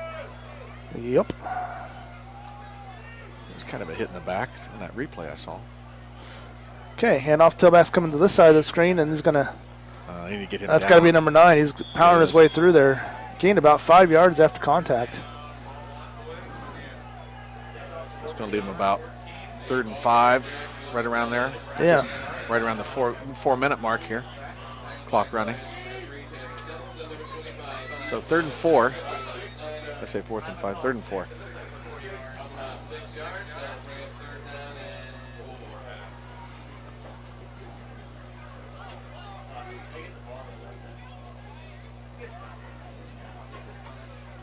Stop here, Bloodhounds.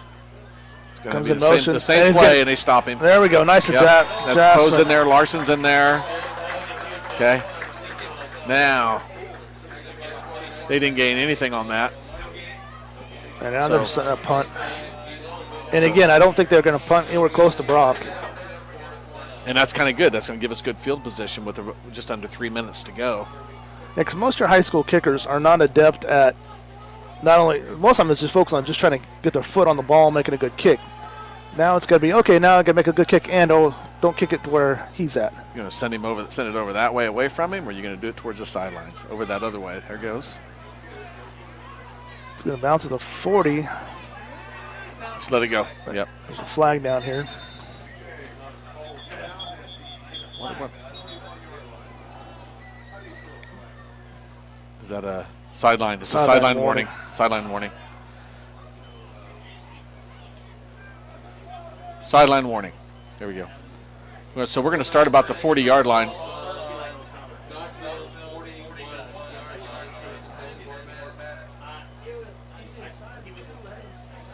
Okay, 2:56 to go. Bloodhounds got a chance to get on the scoreboard here. 2 timeouts left. Good stop by the defense. Yes. Nicely done. We needed that. I think all right, let's get the offense rolling here. The key was that first down, no gain. Okay, you go back to some smash mouth running now. Brock goes in motion. Going to hand it off to Caleb McLaren. Caleb's going to pick his way through there. He's going to get nothing. The Knoxville defense has made an adjustment there.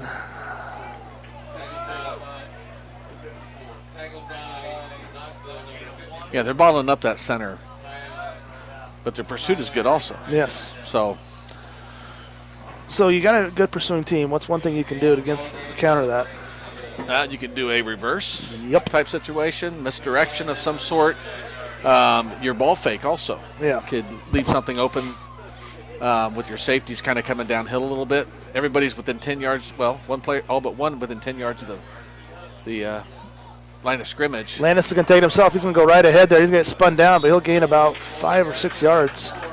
So you kind of have a time issue here. We're down to about 2 minutes. You know, third down, you can run for that first down. If you don't get it, you can try and go for it again, but then you're going to run the clock down. So, okay, that spot wasn't as good as I thought there. All right, let's say 3rd and 4, the long 4. Okay, and that clock is running, guys.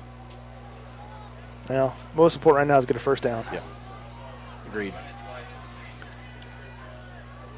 You're out of field goal range. High snap. Landis is going to take it and go right ahead there. Landis is going to truck somebody. He's going to pick up the first down plus. Landis just ran right over that safety. And, you know what? Nine's getting up slow. And was that who he trucked? That's who he did. Oh, my goodness. He took care of, holy cow. I was going to say Landis is. Montalvo is, what'd you say, 180? Yeah. He just. Landis is 150? I think he got a little stinger in the shoulder or something.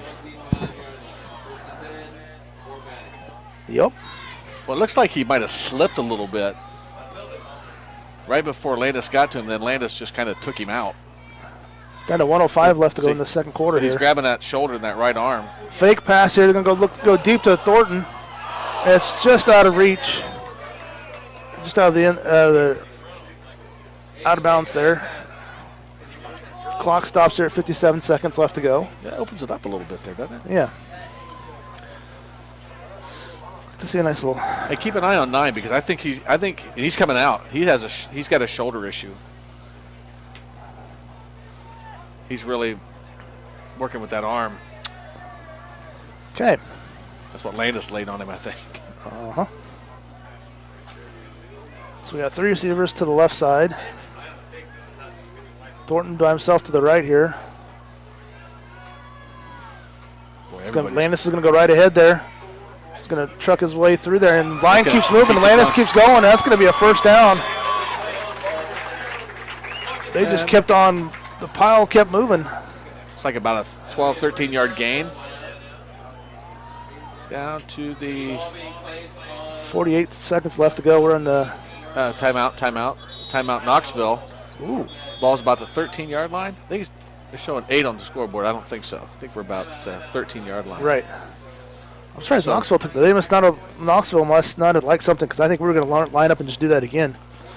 Yeah. So. Little smash mouth here. I like this. Yeah. But we need to get in the end zone. Keep a hold of it. Get in the end zone. And we need to establish that line again, get some dominance going again here, get ourselves a little fired up again. So we're down to 43 seconds left to go in the second quarter. Montalvo's coming back in for Knoxville, but you know he's feeling that, and he's going to feel it. So it's going to be on the 13-yard line where the ball is at. This gives us a chance to come up with a play here.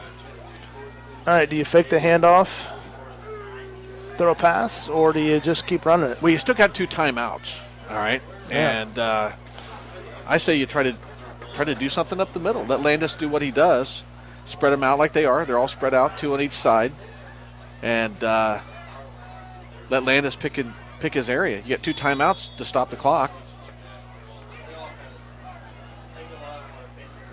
All right, snap. They're going to throw a pass. Throws it right over the left side there, right to Brock Califf. Nice, beautiful touchdown pass there. 13-yard touchdown pass. Landis Williams to Brock Califf. And Brock was the inside receiver of the 2 there. And he was really patient. Landis was patient on that. Yeah. Give it a chance to clear the linebackers there, and it was wide open. Beautiful throw, and it was running away from us, so it's kind of a hard throw to make.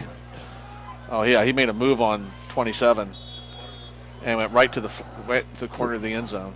Xander Wellman with the kick up and away, and good. Extra points good by Xander Wellman and the point after crew for the Bloodhounds. Boy, we needed that. So it's a 17-7 lead for the Bloodhounds with 39 seconds left to go here. Okay. Now we got to be sure to good tackles. Hey, bonus if we can strip the ball out of there, but make a tackle here. Don't give them life on a return. Absolutely. Who they got back? Number 9 jump man there. Is that 7 on this side there? Yes. Number 7, Cale Peterson, a senior on one side, and I can't tell the other side. That something 2.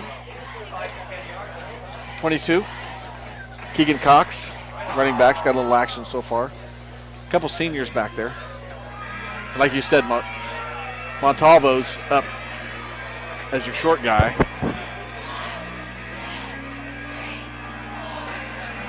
I don't know, what do you do here, Tim? Kick it deep and pound them away. All right. Taking out the 4-yard line there. We'll come back to the side here. That's a foul. That's okay, a huge hold. That's a holding. And they It's get coming back. Yeah. It's a holding. Yeah, Poe was trying to make the tackle there, and he got bear hugged. Yeah. And Poe's kind of gimping a little bit, but he's okay. It was an obvious hold. Surprised only one flag came out on it. Yeah. You can see we're right here on 23. Yeah, there you go. Yep. Miles Deere got held big time right out in the open. Okay, so that's going to take it back.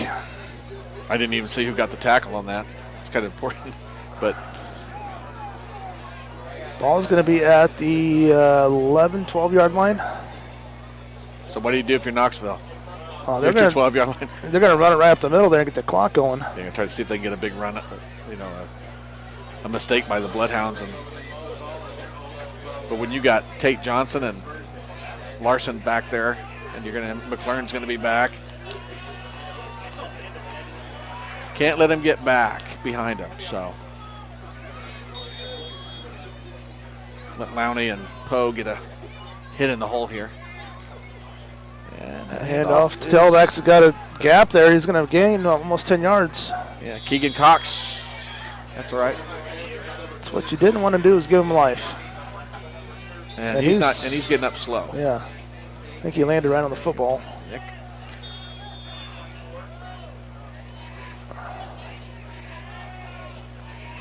Going to spot the ball at the 24-yard line.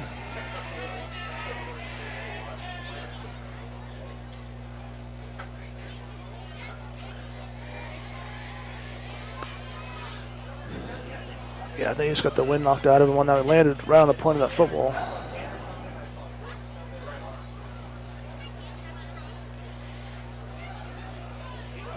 So we're down to 24 seconds in the second quarter. They're gonna wind this clock, aren't they? They should wind this clock. They move the sticks. First down. Yep. Wind it, and they're gonna let it run. Yep. And Knoxville's going Oh no, they're gonna go to the line of I was going to scrimmage. say, yeah, you got to keep trying. Yeah, you got to give it a shot just in case. They're going to snap it. It's going to hand off tailbacks. It's got the hole. It's got a big hole in the middle there. And Tate comes in and makes a nice tackle with 6 seconds left to go. I think we're staying back. I think they were staying back to make sure nothing got through.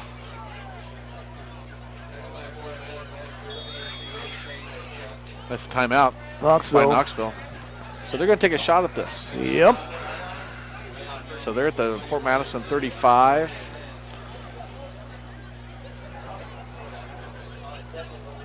It's what I'm seeing here is not a ton of speed, a little bit of power, but not a ton of speed. But it's just the misdirection, the basically fooling our linebackers, taking more time to. So it's a successful running game.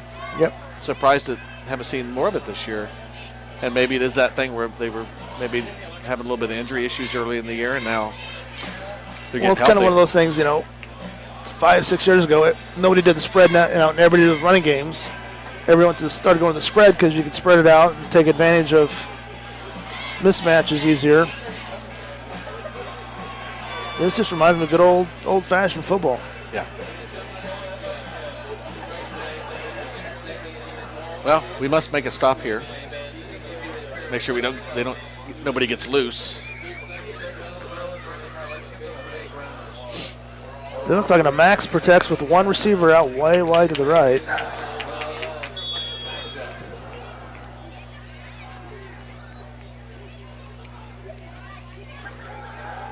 They send three receivers out. Okay, flag. That's not going to count. It's not going to count, guys. It's not going to count. It was a hold. It was a takedown, and it's not going to happen. Nope. Bring it back, guys. Bring it back. Nope, Lowney bring it back. Bring it back, guys. Bring it back. Lowney got taken down. You guys see this. It was pretty obvious. We're watching the replay up here. You're going to see a takedown here. No, it was. I'm not sure it was Lowney, but somebody in the middle he was going for the quarterback, and he just took him down. But this shouldn't happen. Yeah. This should not happen in the backfield, defensive backfield. Lowney's standing back here. He's the one that giving the signal, so it must have been him that got taken down. He was coming right up the middle, and that lineman just I thought it was pulled him right to the 74. ground. Might have been. You think it might have been Bryce Britton? Run that back.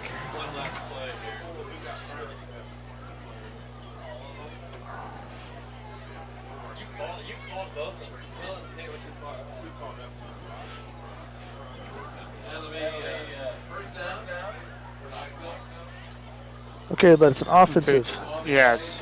penalty, so there's no time on the clock. Shouldn't be an untimed down for an offensive. Now watch it I right was there. going to say, but it's not on the defense. Yeah, the Bryce goes through there. Yeah, it was Bryce Britton. You're right, Tim. He was just. So why are they getting rewarded? They should be running an untimed down, apparently. Supposed to be on the defense, isn't it? Yeah. I'm just going to run up the middle there. We're gonna, Yeah, that just gives them momentum, something to look forward to. yeah. That play, we should not have allowed that. Okay, so we'll go to halftime. 17-7. Bloodhounds are in a dogfight right now. And Knoxville will start out with the ball in the second half. Okay, we'll go to commercials for a little bit, then we'll come back as I assume the band has a halftime performance. Yep, they're going to be coming out there. We'll show that, and then we'll go back to commercials on Bloodhound Sports. Or stop in at our hometown location in Fort Madison and let Group Benefit Partners become your trusted partner. Visit our office at 914 Avenue G or give us a call at 319-372-0088. Scott's Miracle-Gro Company, the world's leading marketer of branded, consumer, lawn and garden manufacturing, located in Fort Madison, Iowa. Scott's Miracle-Gro Company is a proud supporter of Bloodhound Sports.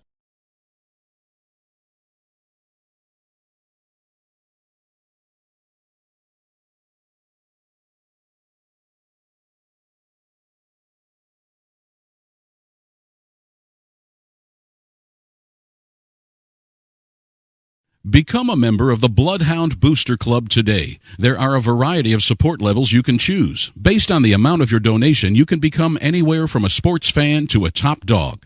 Send money or checks payable to Bloodhound Booster Club, Post Office Box 11, Fort Madison, Iowa, 52627. Midwest One wants to be on your team. They can help you with your important financial decisions so you don't have to do it alone. Visit the Fort Madison office today located at 926 Avenue G. Give them a call at 319-372-3991 or head on over to their website at midwestone.bank. Midwest One is simply better banking. Member FDIC. Wondra Family Chiropractic and Acupuncture. Doctors Tim and Lori Wondra provide chiropractic, acupuncture, therapies, kinesiotaping, and even school physicals. They're located in downtown Fort Madison at 724 Avenue G. It's black, white, and red all over. It's the Pin City Current. The Pin City Current is your hyperlocal, super fresh, 24/7 source for news and information that can be found conveniently on your computer, smartphone, or tablet. Follow the Pin City Current on Facebook, Instagram, and Twitter at Pin City Current, and always online on their website at pincitycurrent.com. Lee County Bank is proud to support the Fort Madison Bloodhounds.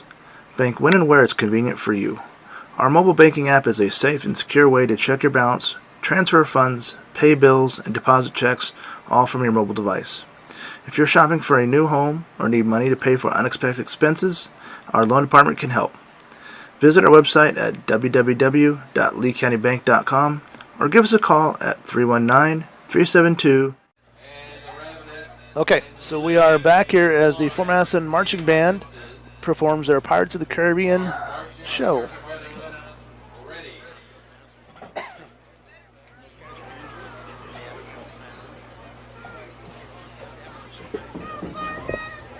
You may take the field for your final halftime performance.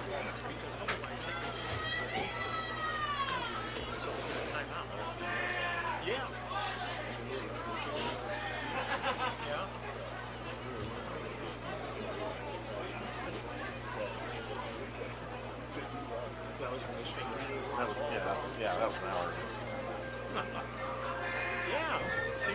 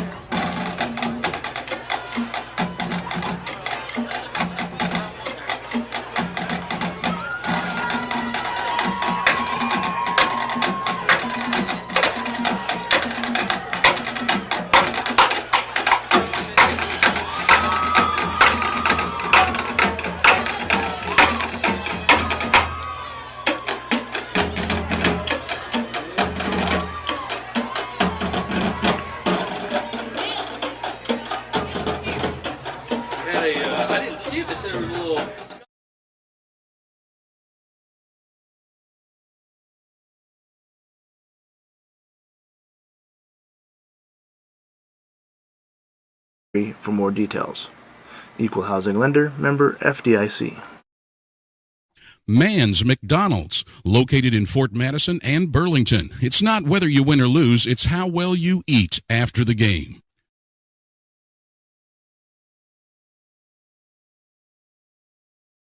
Once a Bloodhound, always a Bloodhound. Realtor Carla McEntee is proud to support Bloodhound Sports. Contact Carla McEntee with Frazee Auction and Real Estate for all your real estate needs today at 217-617-6975.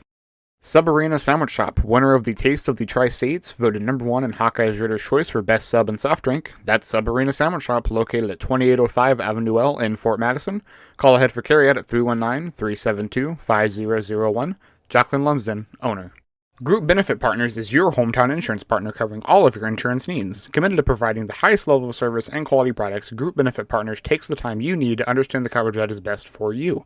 Call or stop in at our hometown location in Fort Madison and let Group Benefit Partners become your trusted partner. Visit our office at 914 Avenue G or give us a call at 319-372-0088. Scott's Miracle-Gro Company, the world's leading marketer of branded, consumer, lawn and garden manufacturing, located in Fort Madison, Iowa. Scott's Miracle-Gro Company is a proud supporter of Bloodhound Sports.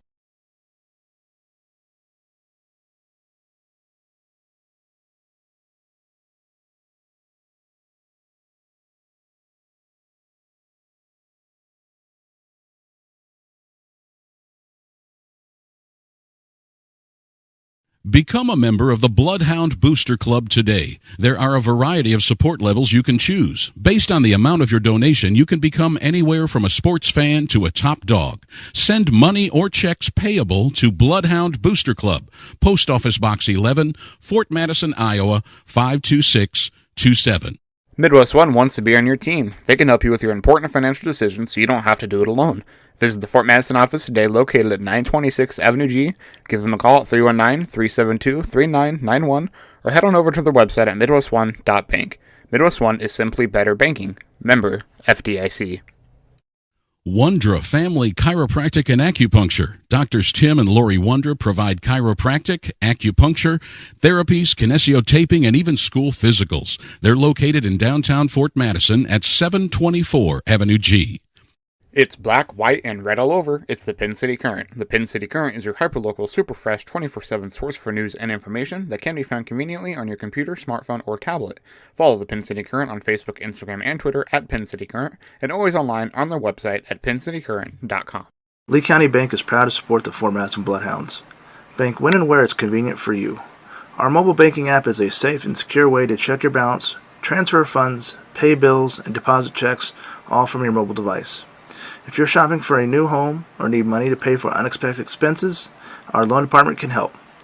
Visit our website at www.leecountybank.com or give us a call at 319-372-2243 for more details.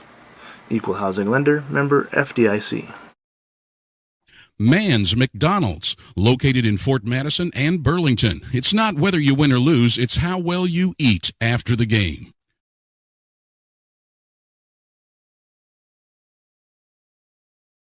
Once a Bloodhound, always a Bloodhound. Realtor Carla McEntee is proud to support Bloodhound Sports. Contact Carla McEntee with Frazee Auction and Real Estate for all your real estate needs today at 217-617-6975. Sub Arena Sandwich Shop, winner of the Taste of the Tri-States, voted #1 in Hawkeye's Reader's Choice for best sub and soft drink. That's Sub Arena Sandwich Shop, located at 2805 Avenue L in Fort Madison. Call ahead for carryout at 319-372-5001. Jacqueline Lumsden, owner. Group Benefit Partners is your hometown insurance partner covering all of your insurance needs. Committed to providing the highest level of service and quality products, Group Benefit Partners takes the time you need to understand the coverage that is best for you. Call or stop in at our hometown location in Fort Madison and let Group Benefit Partners become your trusted partner. Visit our office at 914 Avenue G or give us a call at 319-372-0088. Scott's Miracle-Gro Company, the world's leading marketer of branded, consumer, lawn and garden manufacturing, located in Fort Madison, Iowa. Scott's Miracle-Gro Company is a proud supporter of Bloodhound Sports.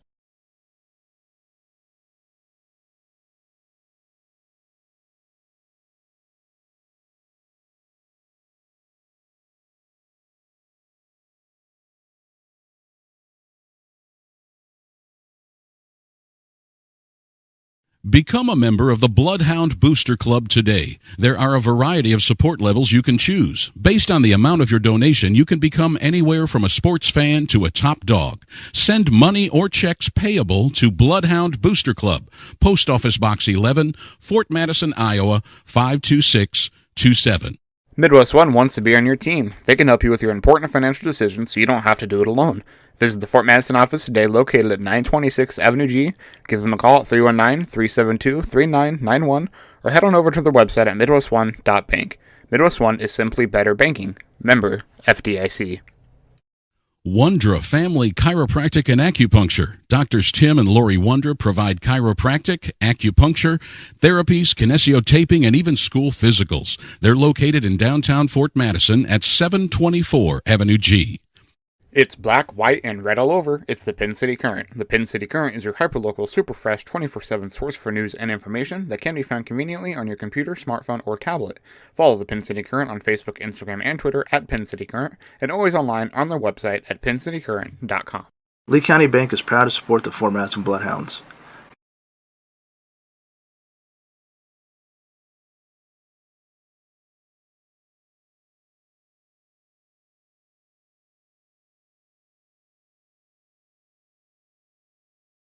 Return. We got line in good. Yep, we're good. All right. We get ready for third quarter action here. Again, thank you to our sponsors that make our broadcast possible. Without them, we would not be able to do this and bring you this product here. Xander Wellman with the kickoff here. And Knoxville's going to take it down their 6-yard line.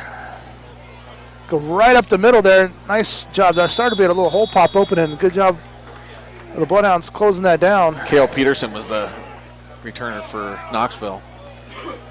And I want to say 88 for the Bloodhounds was one of the ones in there on that tackle. Jordan Simpson, name we haven't called very much. Got a little try to get a little mention on there. So Knoxville's going to start on their own 25. They got some adjustments they've made. I don't know if I'd adjust too much on them. Their offense has been working pretty effectively, actually. And they're going to come out in the same formation here. Now one's going to go in motion. He's going to get the handoff and going to weave his way right through there. Same thing.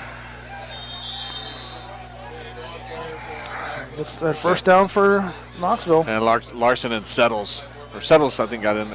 Larson got in there first. Settles cleaned it up. First down. Yeah, if it's successful, Tim, why change it? DeYoung just comes in motion there and wraps around.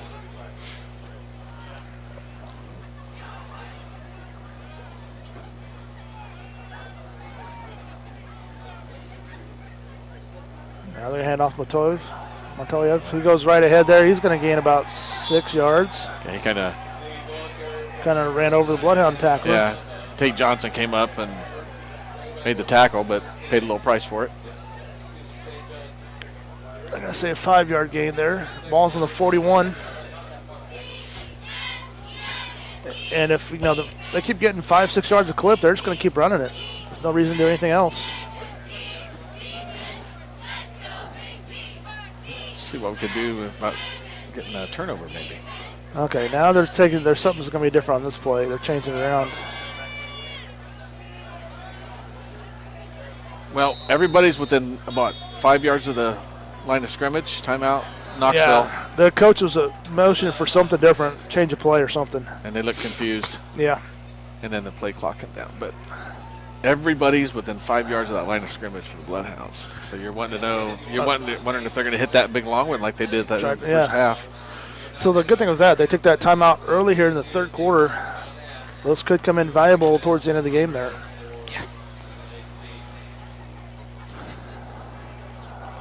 So, Nick, why don't we go ahead and take one as well here on Bloodhound Sports? Bank when and where it's convenient for you. Our mobile banking app is a safe and secure way to check your balance, transfer funds, pay bills, and deposit checks, all from your mobile device. If you're shopping for a new home or need money to pay for unexpected expenses, our loan department can help.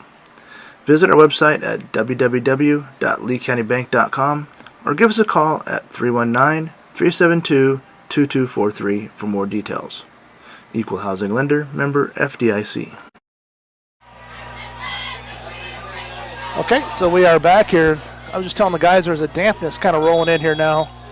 You can kind of feel it. You wonder what that's going to do to the ball. To the ball and to the traction on the field there.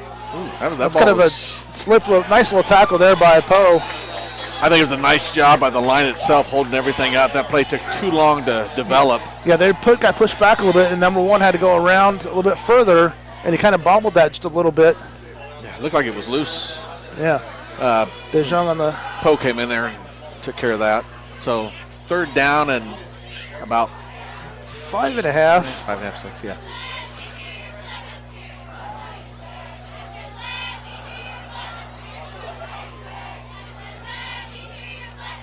Okay, this time the quarterback's going to roll, looking like a throw pass. He's going to get under pressure, and he's going to tuck it. He's going to get away, and he's going to be short of the first down. Nice play by Larson to come up and stop him. And then McAllen putting good pressure on him, chasing him around there. I think that was who was making the most of making him run. They were looking to try to hit something. Pass play, and the defense did a good job. Boy, I tell you, that's a short 2 yards. I mean, it just looks like not very far. And I'd be careful here. Yeah.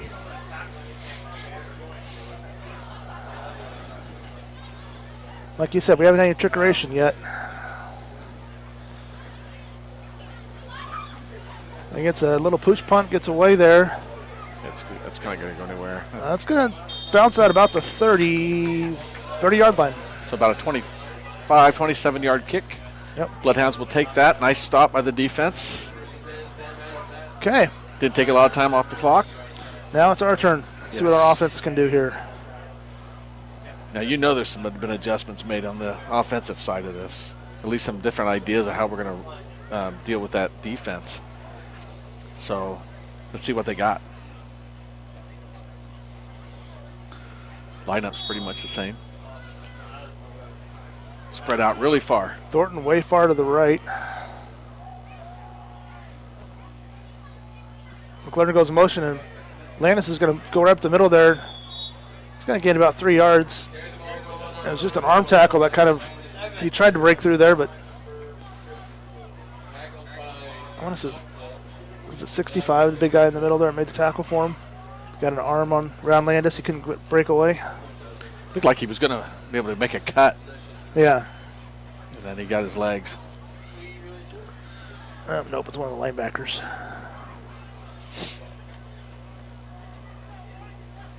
Mateo. Oh, nope, not Mateo. 54. Made tackle.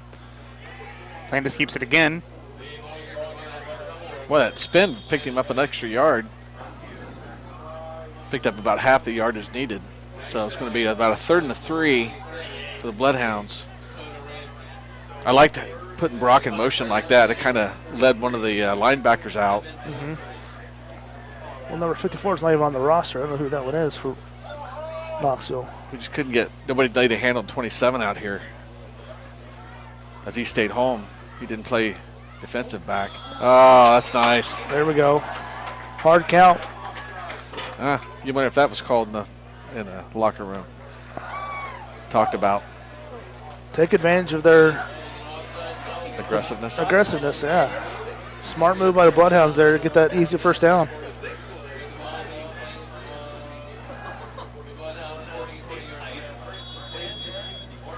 So the ball is going to be on the 43-yard line of the Bloodhounds here. We're at 7:57 left to go, it's 3rd quarter. Okay, backfield's getting the signals in. Brock goes in motion again there. Hand off McLaurin. McLaurin's going to go right behind the line there. He's going to gain about 2.5, 3 yards before he gets tackled. I'm pretty impressed by their linebacker core. Mm-hmm. Especially 54.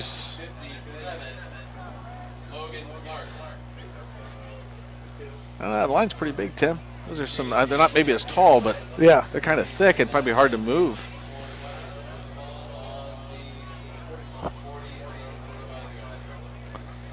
You kind of wonder how some of these teams put so many points on the board against this team. Well, they just get out of hand or what? Incomplete pass here. That was close. Yeah. He did throw it out in front. At least he did that, so.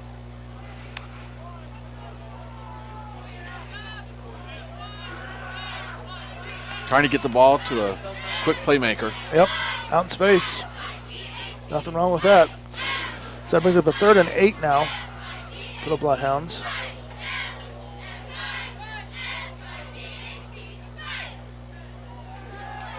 Oh, somebody's coming. There's 9.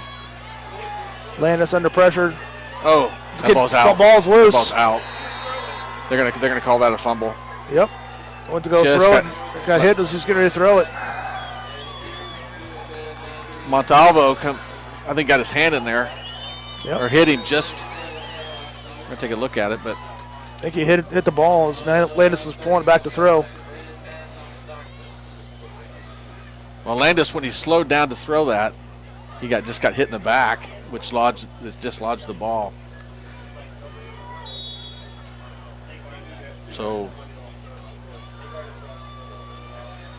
second turnover for the Bloodhounds tonight. 37-yard line of Fort Madison.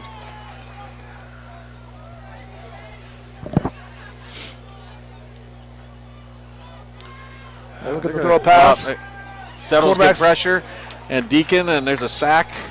Britton. Who'd you see? 70. Oh, Deacon. Deacon was in there. Somebody else, I think, was in there. Settles gave the pressure, which made him step into the pocket, which let Deacon take care of that. So, nice play all around by the Bloodhounds, and obviously some good defense in that backfield or the secondary there. Yeah. Didn't have a chance to get anybody open. Yeah, I think you got hit on both sides. Deacon and somebody from the other side. Might have been Britton, maybe. I think 22 McGowan, maybe. Is he out on that other side? Yeah, he's on the other side. I think it was 22. Now him and Settle switch sides. Ball's loose. Oh, a late pitch there. That's a lot of pursuit there by the Bloodhounds. Nicely done. Oh, I think Tate come up and hit one of his own guys. I think you're right. McGowan, yeah. The guy I kind of put on the brakes, and Tate went flying by. All right, so it's 3rd and 13. The ball's on the 40-yard line. Excellent 39. pursuit, though. Excellent pursuit. Oh, that was a really late. McGowan did a good play on that, but there was like 4 or 5 Bloodhounds right there at the ball. So watch that far side of the field. There's a lot of open area over there. 3rd and 12. You don't see him in 3rd and long very often here. No. So. Looking to throw a pass. It's going to be incomplete. They had the receiver. It just out of his hands. Yeah, that was actually turned out to be a pretty good throw. Yes, it was. It was thrown on a dime. And number 3 got loose again. Keokuk extends their lead over Fairfield 49-0. Wow. And that's at Fairfield, right? It's in Keokuk. Keokuk. Grinnell extended their lead over Newton 34-3 early in the third quarter. Keokuk is late in the third quarter in their game. Okay, we're down to 8 seconds on the play clock here. 4th and 12. They're going to go for it. 4th and 12, they're going to go for it. Throw a slant. It's going to be high, incomplete. We'll take that. Yeah. They could have backed us all the way back. Yeah, we'll take the field position. Thank you. And shorten the game, and I'm surprised by that. You know, 4th down and 5 or 4th and less than that. I get it, but yeah, 4th and 12 though. Yeah, sitting at midfield. And that wasn't even thrown to the yard marker. So no, that'd have been well short. I saw number 1 going out. Let's see. Yeah, somebody was trying to go deep, but we had a safety and a defensive back there on him. We learned that from the before halftime there to cover that better. Well, but he chose to throw it before they had a chance. Yeah. Was there too much pressure? Is that maybe what? No? Yeah, some, but not much. So we got a little mid-quarter break here for the officials. Yeah, it's getting damp and chilly out here now. My fingers are getting a little cold. Got your gloves? Got my gloves on. All right. I don't know. I think that might be one that they may turn around to regret, because they could have punted and pinned us way back, and right. Then we make a mistake and it's good for them. But yeah, our offense has not been on track all night. Actually, we've been out of sync so far the whole game here. We've been most successful on the run plays, but if you do too many of those in a row, they shut that down as well. the success of the last 3 weeks is overwhelming. I think so. But it wasn't just offense. It was also special teams, defense, touchdowns, stuff like that. And, So- we've been spoiled the last couple of games. We haven't had to play full games. That is true. A lot of coaches don't like a bye Yes. in that first round. 'Cause you might come up against a pretty decent team that in that second one that's got momentum. Right. Well, that was on the pregame show. They mentioned Coach Doherty said that he personally didn't want a bye week. Him and some of his other coaches, they talked about it, and some of them wanted it, some of them didn't. Coach Doherty's happy they got to play this week, keep the momentum going. Yeah. I think it's a good idea. Okay, way wide to the top of the screen there is Thornton, number 80. And Landis is going to take it down, make a move there. He's got, we got a flag coming out there. It's close to 10 first down there, but that flag is typically a holding. Holding, yeah, that's what it is. Yep, holding Bloodhounds. It's going to be behind the line of scrimmage. So it's going to be a biggie. We get a positive play and we shoot ourselves in the foot here. Landis made a nice move on that. We haven't done that since the beginning of the season where we kind of kept shooting ourselves in the foot. Kind of, yeah, that left tackle. It wasn't flagrant like we've seen some really bad ones on here. Yeah. But okay, so the ball is going to be on the 27-yard line. it's about 21, first and 21. Yeah.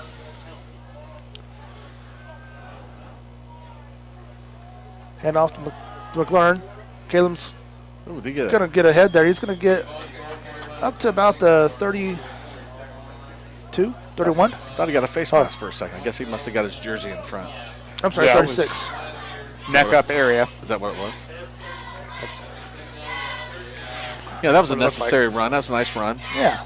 Get So- most of that back. Second down to about 13 now. We get a nice little chunk play here.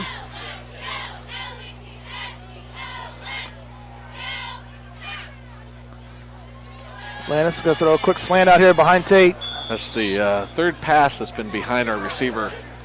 Landis a little bit off tonight on that, but he had Yeah, Tate coming Johnson. across there, yeah. he had him open, and it'd have been nice to pick up. Another 6, 7. His hands are cold, dampness in the air. Nothing's helping out here.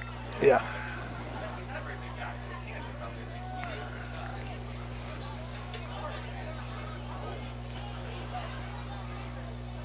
Okay, so we go 3 receivers to the far side of the field. Johnson by himself on the near side. We got to get it almost to the 50-yard line for the first down. We're going to throw to Tate. He's got it. Oh, Tate, nice catch by Tate. Great catch. And Tate's going to run away from a touchdown, Bloodhounds. Tate did a great job. He slowed down a little bit, then he had to speed up and adjust on that. Man, It did a great catch. 64-yard pass. Man, you're right, Tim. Those hands, that was the key. Landis really laid it out there for him. I mean, they've been very easy to just go off his fingertips and been incomplete. Well, that followed that little slant Right. move, and now this time he just kind of maybe give a little dig and couldn't see it there, and then go. Wow, what a huge play for the Bloodhounds. On third down there, Bloodhounds with the touchdown. They've been leaving Tate by himself one-on-one out there. Wellman with the extra point. The kick is away, kick is good. And just like that, now the Bloodhounds jump out to a 24-7 lead. Feel a little bit better now. That was quite a play. That one went I think from that highlight's going to be on there. that went from being a this is getting way too close for comfort kind of a situation to, like I said, now I can almost relax. And maybe that's what our team needs to do now. The team can kind of relax and play. Yes. Maybe being a little bit more aggressive in what they're doing. I think Knoxville come out and kind of smacked us a little bit along that line, but I'll tell you what, that was I'd like to see that move that Tate made on that defensive back. Landis almost overthrew that. He almost threw it a little too hard.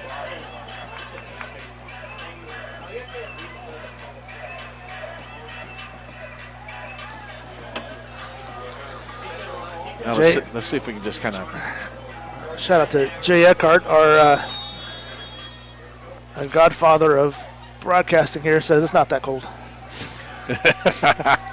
Suck it up, Buttercup. 1 yard line.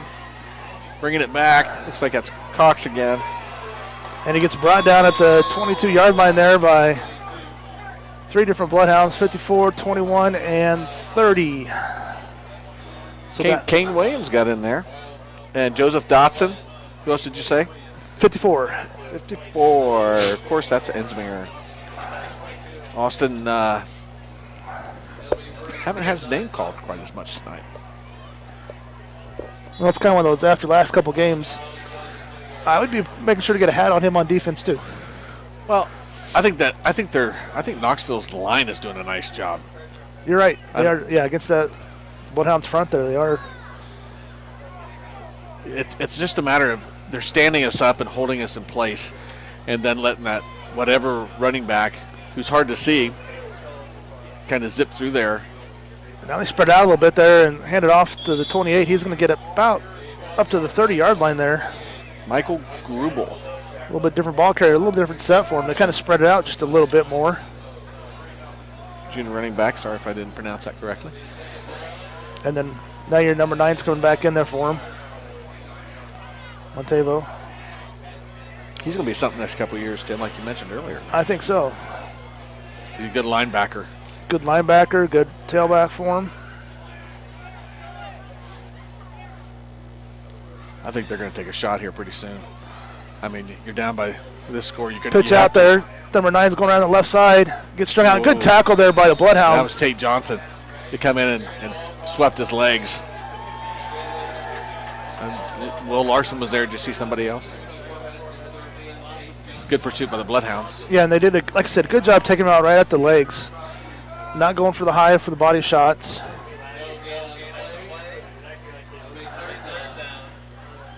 Well, we had good pursuit on both sides of the ball. Yeah. They could have done a reverse there. It wouldn't have went anywhere. All right, so we have 3rd and 3 here. Ball's on the 29-yard line of Knoxville. Everybody's within 5 yards that line of scrimmage again. Going to hand off to tailback's going to pick his way through there. And he's going to get short there. Will Larson came up and made the tackle. Come on, filled that hole, didn't he? Yes, he did. That's going to be a 4th and 2. That wraparound is really hard to see. Yes, it is. I mean, we're watching it. We're kind of expecting it. And you're still not sure. You got to make sure he's got the ball. And then he comes out of nowhere. It's not like he's running straight forward. You know, one of these times you're going to do a play action off of that, and that quarterback's going to keep, and then if he can hide it well, and then throw a play over top there. And there's some nice blocking there. I watched it again there. Some nice blocking by Knoxville's front. 4th and 2. They're going for it. 4th and 1. See if they can try to get us to jump maybe also. Nope. Power ahead. And I don't think he's going to get it. Nope. He didn't get the line of scrimmage barely. Boy, that's close. Nope. Not even close. The one on this side, yeah, they're going to measure that. Nope. What do you say, Tim? Is this Tim's opportunity? This is going to be short by a football and a half. Football and a half?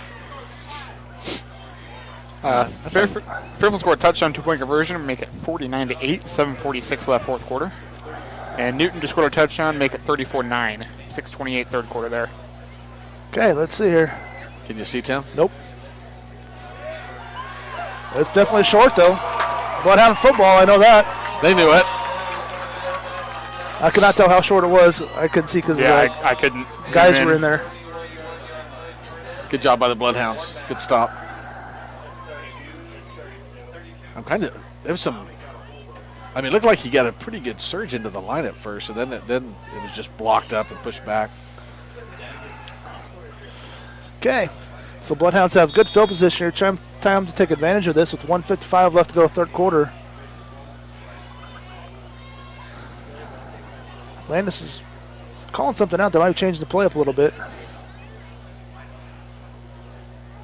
Broncos in motion. He's going after Tate again. Just out of his reach. Hey, works once. Go twice. He didn't think he'd go at it, second time. They're kind of figure if he's going to go single coverage on Tate, I like my odds too. But I'm going to tell you something. That little cut in is open now. Yeah. Because number 3 is not going to. He's not going to get one and burn again. Yeah. because that was just a smidge overthrow, and Tate had to step on him there. So if you want to throw here again, run your slant. Yeah, go ahead and let Brock clear out to the other side. Well, I got 3 on this side. I just say that's open. Yep. Save it for a little bit later here. Put it in the pocket. McLaurin comes out here in motion. Going to throw out here to Caleb. Next nice little catch. A couple nice blocks down there to free him up. He's going to get up to about the 22-yard line, close to a first down. I think Will wanted to get a tackle there. Is that Will? Yeah. He wanted in on the tackle. Pushed him forward a little bit.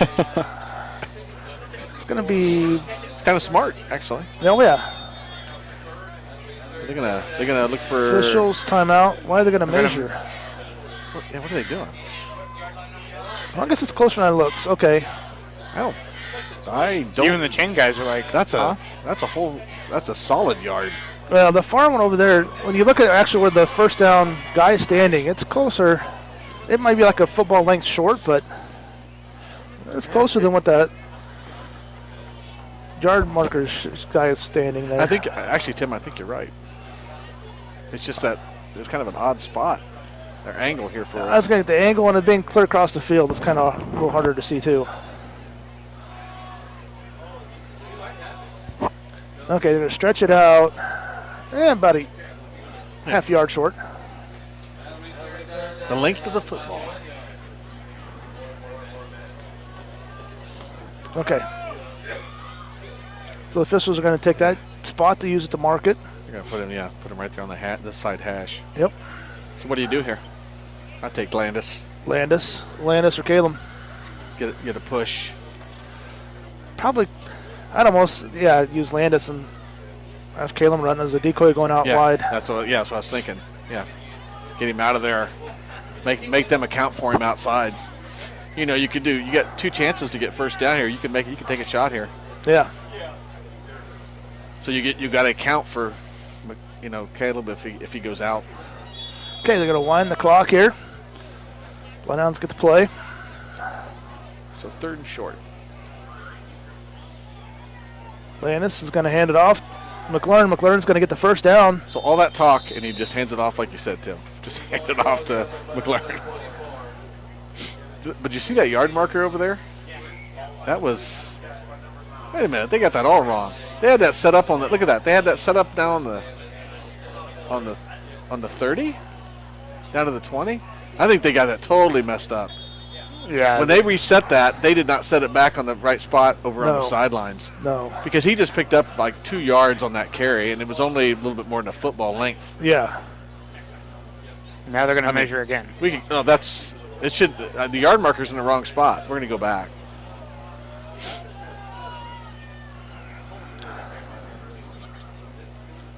Okay, they're going to stretch it out here. Let's see what we got. I think they're going to be short from where it's spotted at now. Well, it shouldn't be there. It should not even be there. 4th and a foot. Say, there's no way. He just ran for 2 yards. Okay, here. Look at this.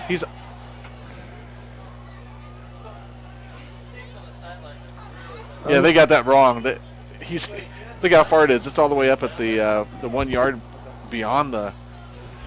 What is that? The 35? Shades of Fairfield last year all over again. Oh my goodness. Oh my. All right. Well, I mean they. Okay, you're going to have to earn this twice. Yeah, they're going to say it's 4th down. The yard marker's in the wrong spot. Yeah.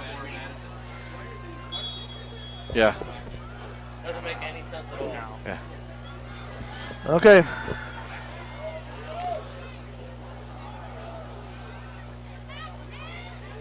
And Landis is going to go right up the middle. He's going to power his way through. Right behind. Great blocking by the line. That's first down easy. And McLaurin plowed ahead, and you got Mateo on that. Or 77, Deacon, 57. Mateo Lozano. And then Lowney up the middle there, too. Yeah, no measurement needed for that. No. All right. 42 seconds left to go, 3rd quarter here. Clock's running. It's 16. That was a odd set of circumstances there. Yeah. Yes, it was. And they played through it. Okay. Landis is going to keep it and not going to get much out of anything there.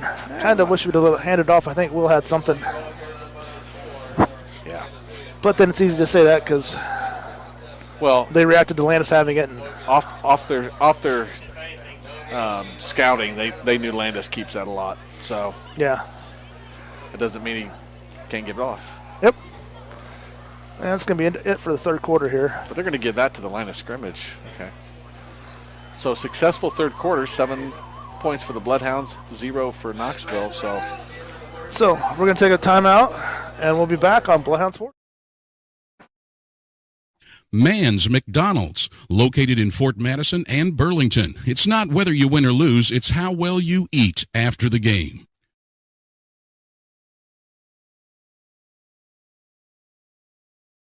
Once a Bloodhound, always a Bloodhound. Realtor Carla McEntee is proud to support Bloodhound Sports. Contact Carla McEntee with Frazee Auction and Real Estate for all your real estate needs today at 217-617-6975.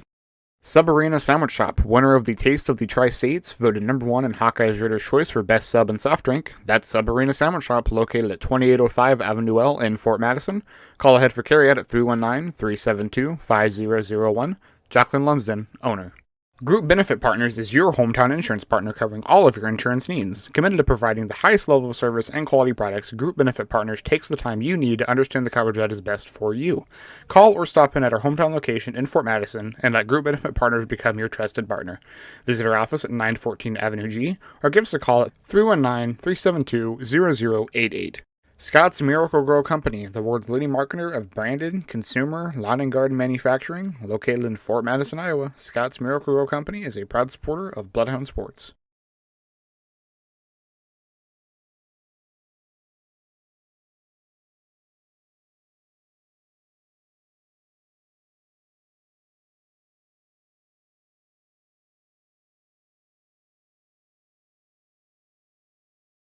Become a member of the Bloodhound Booster Club today. There are a variety of support levels you can choose. Based on the amount of your donation, you can become... all right. Okay, so we come back here. We're back. Okay. All right, ball's out the Bloodhounds. 16-yard line, they're going to throw a pass. That's going to Nice be pass. past the Brock. That was a nice pass right over top of the He linebacker. just dropped it right in there. Beautiful play by Landis. It's coming up. Well, it was. So it's 1st and goal. Ball is going to be on the, what is it, the Man, that was just 5. That was one nice touch pass. Wow. What's that, 11-yard gain on that? Okay. 1st and goal from the 5. Landis is going to power ahead. And he's going to go right up the middle there for a touchdown. Yep, touchdown. 5-yard touchdown. Bloodhounds. That's what we wanted. Power ahead through there. He didn't even wait for his blocker. He didn't even wait for McLaren that time. He just saw a spot and went. Okay, Xander Wellman comes out for the extra point here. Extra point crew. He went alongside McLaren. You know they know that's coming. And still can't stop it.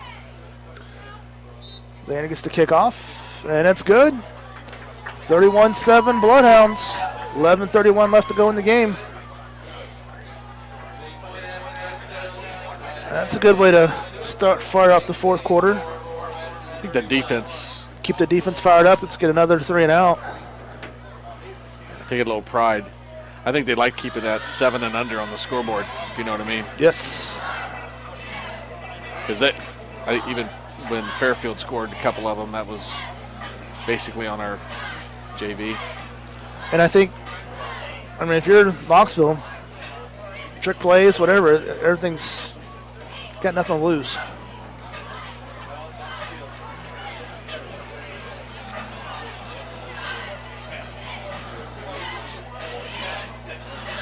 Cheerleaders are doing their jumping jacks there. Okay, so we get set. Give Xander the football.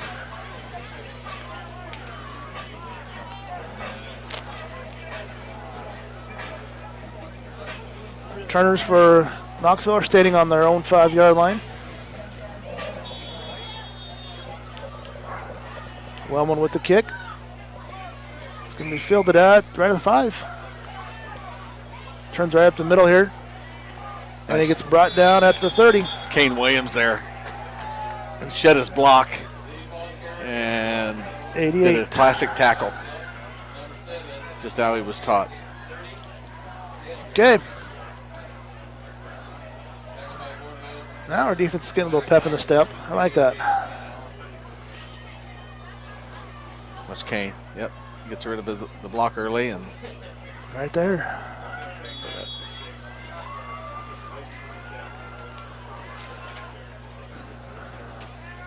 Kane, a sophomore. Wide receiver, special teams. Handoff, 22. He's going to come around the circle there. He's going to get stopped and stood up and brought down there. Small gain on that one. That was Poe again. I think Poe's been everywhere tonight.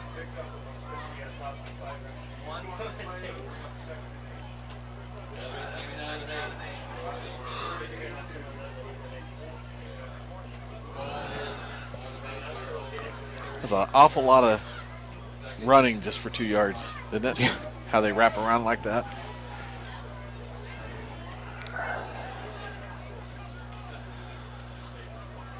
I'll look for 1 to get it this time. Yeah. Nope. I think they're going to throw this. So the option out there to 22 is going out wide. McGowan, and he's Lowney, Tate Johnson. Income, was that Larson at the end there? Maybe. They did a good job of stringing it out for a loss of a yard on that. Yeah, that was Larson that came in here at the end, like you said earlier, like a bullet, just coming in and finish the play. I think they all enjoyed that. Yes. Holy cow! 3. Tate did a good job of. There he goes. Oh, no, that was. I think he liked making that hit right in front of that bench too, right in front of the coaches and the other team. Larson. Yep. I think he's enjoying himself. Okay, 3rd and 10 now. Knoxville. Quarterback's going to go back to pass. He's going deep. He's and going McGowan's deep. going to throw it. Is that a fumble? It's out. It's out.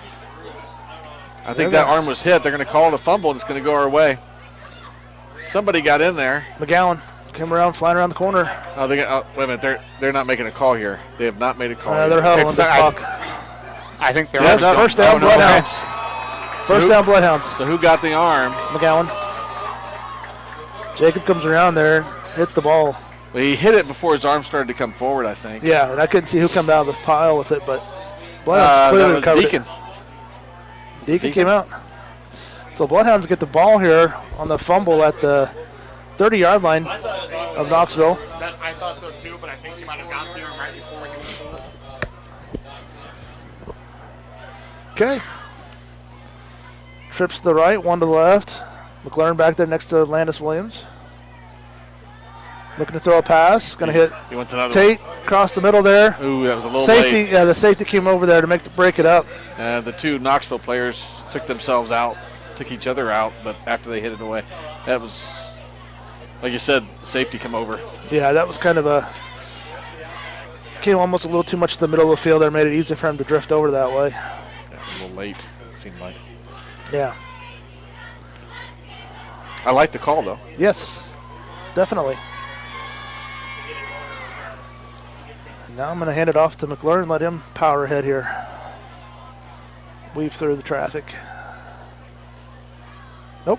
Landis is going to take it himself. Go right up the middle there. Landis is going to drag a couple of Knoxville players, and he's going to keep powering ahead. He's all the way down to what? 15? Maybe the 6-yard line? 6-yard line, yeah. He just ran right through the middle there and powered him over. McLaren in motion opened that up. And now you kind of see how the scores get. Just the fact he wasn't in motion, he just went out that way, and you can see the linebackers kind of take a step. Over pursuit on that one. So they call it the 7.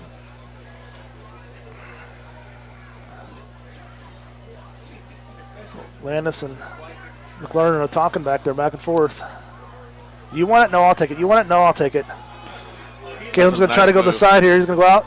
Tucks it back up there at the end for a touchdown. That was, that was going to be a flag. I think that might be unsportsmanlike on after he got in the end Knoxville. zone, you think, maybe? I think so.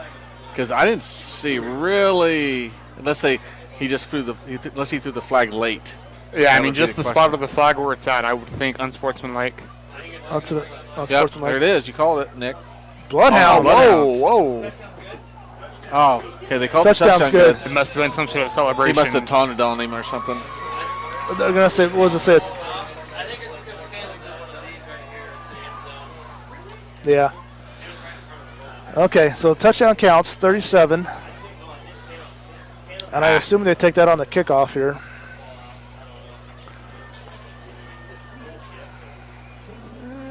Let's see if we can see what that was. Nick had the camera right on top of that. Okay.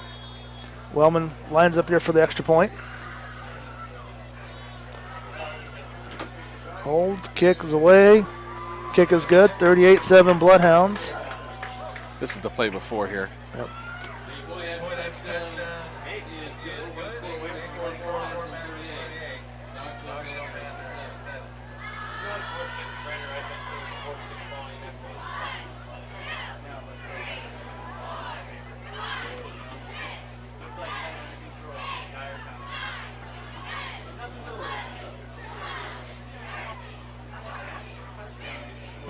Yeah, okay.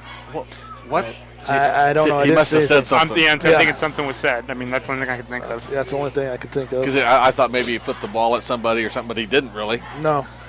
So it must have been a comment. Okay, so we're going to...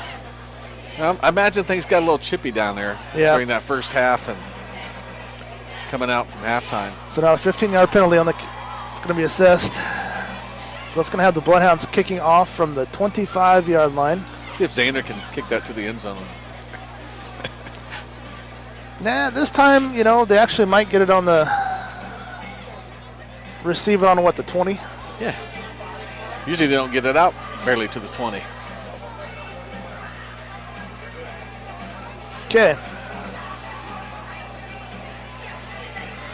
The returners, the deep returners for Knoxville are standing right on the 5. You could pooch that 10. thing about the 45, 40-yard line and see what happens. That's an awful big space out in the middle of theirs. Of course, Zander's going to kick it as far as he can. He got it all the way down to, picked up inside 20. the 15. Yeah. The returner gets up the middle there. He's trying to break it outside. And he's going to get brought down at the 35. That's about right. Yep. They got 15 off there. Nice job by Zander. And kickoff crew to make the tackle there, bring him down. Okay, so we're down to 8:52 left to go in the game. Dotson did a nice job of slowing him down before he got any momentum going on that return.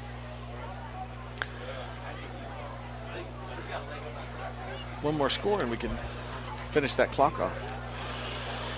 How about a defensive score? That'd be What do you okay. think, Nick? That'd be just fine. Tailback's going to hand off. He's getting nothing. Deacon. There we go. Deacon said, that's enough of that, guys. I'm taking over. Ethan Deacon with the tackle in the backfield.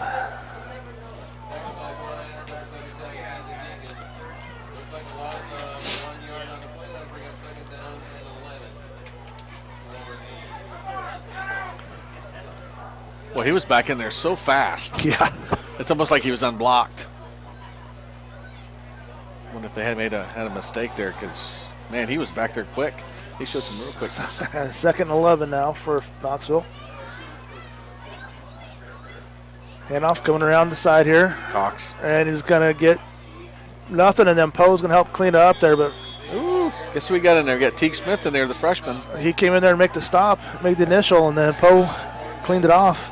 I like that he's putting Teague in there. But Teague did a good job of staying home there and making the tackle.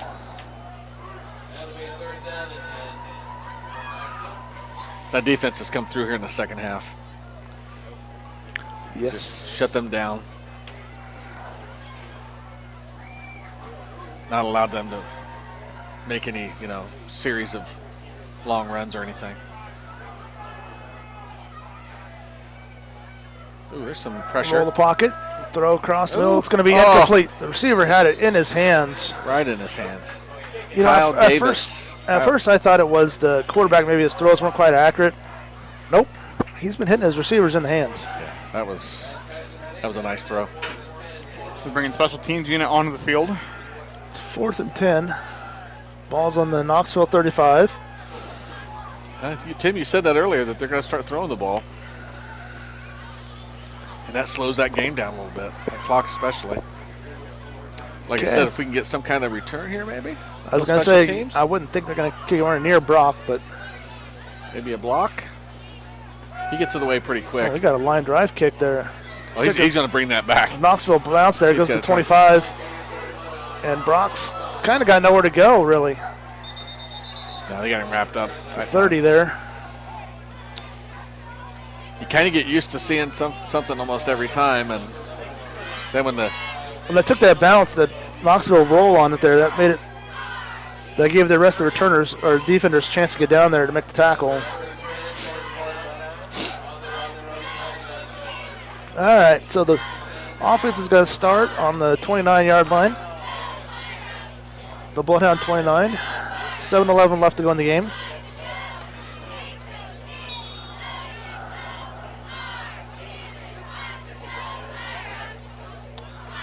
Johnson by himself up top. 3 receivers down low here. Going to throw over here to Larson. Will's going to take it. Stiff arms a couple players. He's going to get close to a first down. He's going to get that first down. I think they're going to give it to him. Yep. Nice little stiff arm there by Will.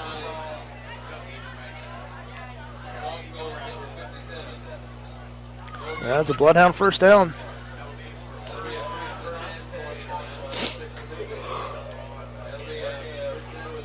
I think Landis likes that, throwing that to Will Larson that quick, because Will can make his way through. He knows how to do it. Yeah.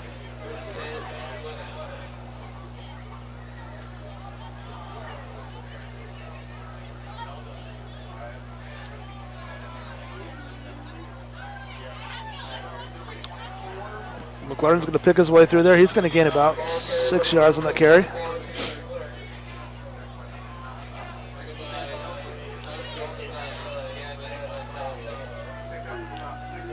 I like how McLaurin runs. He's kind of got that little hesitations sometimes, and then he makes a little jive and very good vision runner. He sees very well. Good little stiff arm on that last one too, right towards the end of that run. Just try to shed a block or a tackler. Okay. Landis is going to take the ball, go right ahead, come to the sideline here.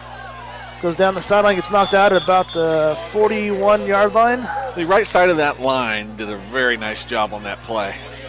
Yes, they did. Because it kind of just caved in that whole defensive area on that right-hand side. We'll get to watch it here in a second. Yeah, they just then you got sealed it inside. And then Kyle Knepp coming around the motion there, pulled the guard around. Beautiful. I say keep on running down the field here.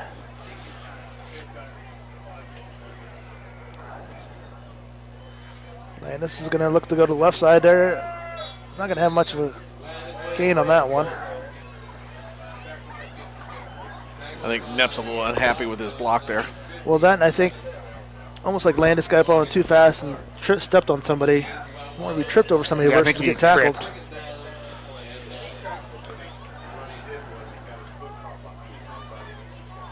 Yeah, he got his foot caught up in traffic there. Okay. 2nd and 9. Ball's on the 39-yard line of Knoxville. Going to throw a pass over into Will on the far side. And Larson's making a couple moves. He's going to get a first down and plus, and he's going to get knocked out of bounds at the 24-yard line. That's not good enough for another Bloodhound first down. Well, they were playing off on that side. They were playing so far off. Yeah, it was neat. I mean, Will was able to get almost 6 or 7 yards before he even got touched. And then good blocking out there by Tate and Brock to help lead the way for him. Okay. I think they're Clock is still stopping now. It's 1st and 10. Ball's in the 25s. We went ahead and spotted it at McLaurin. McLaurin's going to pick his way through the middle there. He's going to gain about another 7-8 yards. There's the offense we know. Now we're getting it clicking. Well, with all the passing that we've done down the field on that last play before. Yeah, they're having to pull back a little bit. Yeah, those defensive backs are backpedaling, and they're still doing it. Yeah. They're still on that last play again. They're backpedaling because they don't want to get beat. But that quick pass works now. It didn't work in the first half. Mm-hmm. It works now because of that long passing.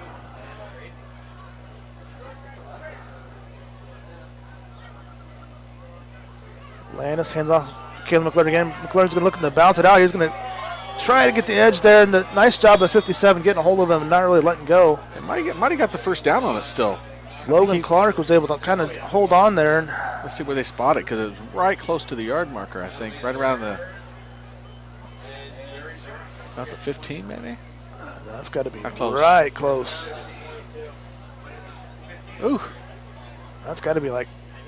Well, it's only third down, but. Still, it's going to be like the length of a football at the most. Okay. It must be right on the line.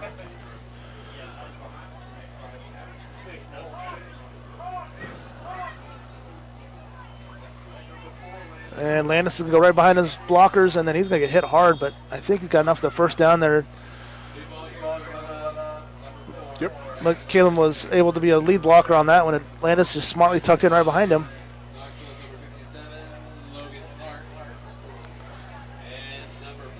I think Knoxville, they have some big boys down there on that defensive line.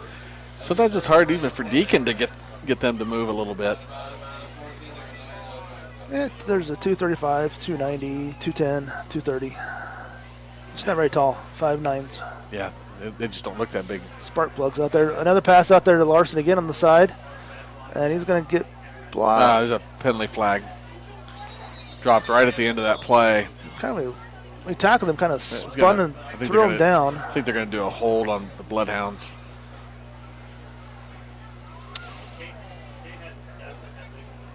And it's going to be holding Bloodhounds. Probably about 3 or 4 yards into the play. Let's see where they're going to spot it. Ball. Kind of looked like. So the ball is going to go back to the 21. Let's just say I wasn't surprised when he threw the flag down. I think it was one of the other receivers out there. Just got a hold of it a little bit early. I don't know if you get to see it or not. But. So it's going to be first and 20. At 3 minutes to go. So we can get a first down without getting a touchdown here.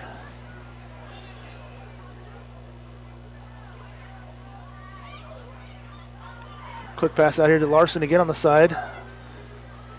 And Will's going to go down that sideline. He's going to get out of bounds or get knocked down about the just 10-yard line. 10. Yeah. So basically got all that back, the penalty back there. So you know what?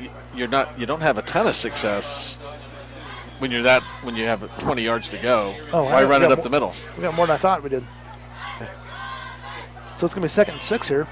Nice getting it out to Larson. Larson's can make his moves. Yep. Fix his way. And they're not changing their defense around much. I kind of go back to that again here. They don't even have anybody out there on Will right now. Had a player come off there? Who's calling the? We're calling. Madison's calling time. 2 seconds left on play clock. Okay, so we'll take one as well here. They could have kind of snapped that ball, couldn't they? Or they weren't quite set.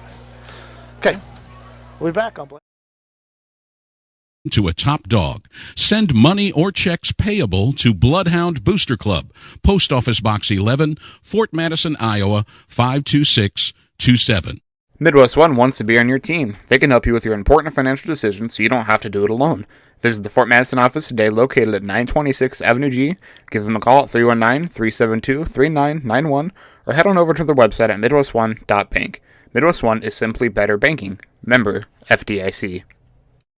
Wondra Family Chiropractic and Acupuncture. Doctors Tim and Lori Wondra provide chiropractic, acupuncture, therapies, kinesiotaping, and even school physicals. They're located in downtown Fort Madison at 724 Avenue G. It's black, white, and red all over. It's the Pin City Current. The Pin City Current is your hyperlocal, super fresh, 24/7 source for news and information that can be found conveniently on your computer, smartphone, or tablet. Follow the Pin City Current on Facebook, Instagram, and Twitter at Pin City Current, and always online on their website at pincitycurrent.com. Lee County Bank is proud to support the format.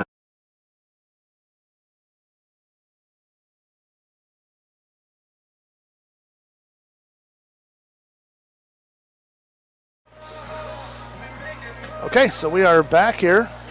2:05 left to go in the game. It's 2nd and 6. The ball sits about the 10-yard line, it looks like.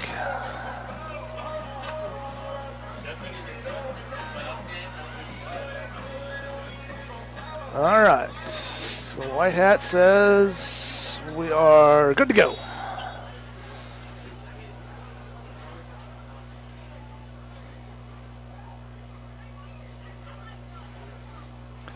They still don't have anybody on really up there on Will. What's that? They still don't have anybody directly over Will there. Yeah, it kind of looks like he's by himself, doesn't it? Yeah. Landis is going to take it right ahead. And he's going to get First down, and blow a whistle here, guys. Let's go. Come on. he gets the first. That's the first down, though. I think Yeah. he gets the first down. So now you're. Yep, first down. They stop the clock. You know, The ball. things were a little chippy after that first half. During that first half, the latter part of the second quarter. Yeah. Now, you got a little chippy back here, Yeah, right, now in we need between. to- So I think the Bloodhounds coming out and putting all these points on the board and shutting them down kind of, Took the wind out of ourselves. it answered it, Yeah. you know. So now we bring Brock right in next in to Landis with McLaurin there. Hand it off to Brock. Brock's going to go right ahead, power ahead for the Give them touchdown. some points. Yep, there you go. And that Touchdown Bloodhounds. 5-yard touchdown run. cross by motion Brock. there. And Brock was able to power right in for the go untouched for the touchdown for the Bloodhounds. And that will bring out Xander Wellman and the extra point crew. Oops, sorry.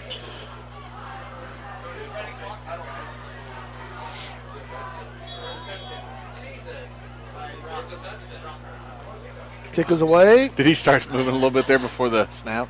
No, I think the snap came. It was kind of like everybody was in slow motion. It was. Okay, 45-7 Bloodhounds. 1:26 left to go. So,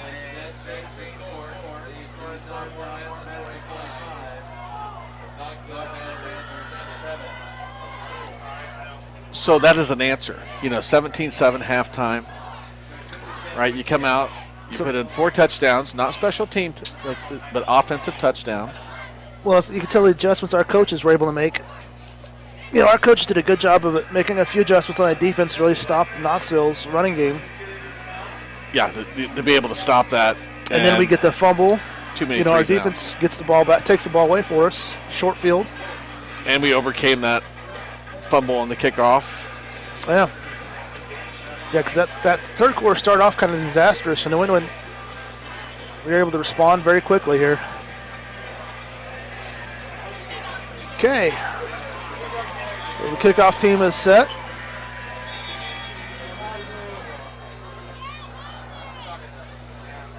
Xander with the kick. It's kind of a line drive. It's going to be taken up by the up man. He kind of fumbles. The ball's loose on the ground. He's still kicking it around. It's still loose. Bloodhound got it. Bloodhound. I think we got it. I think we might have got that. Or maybe not. Maybe they got it back. It was out there a See, long time.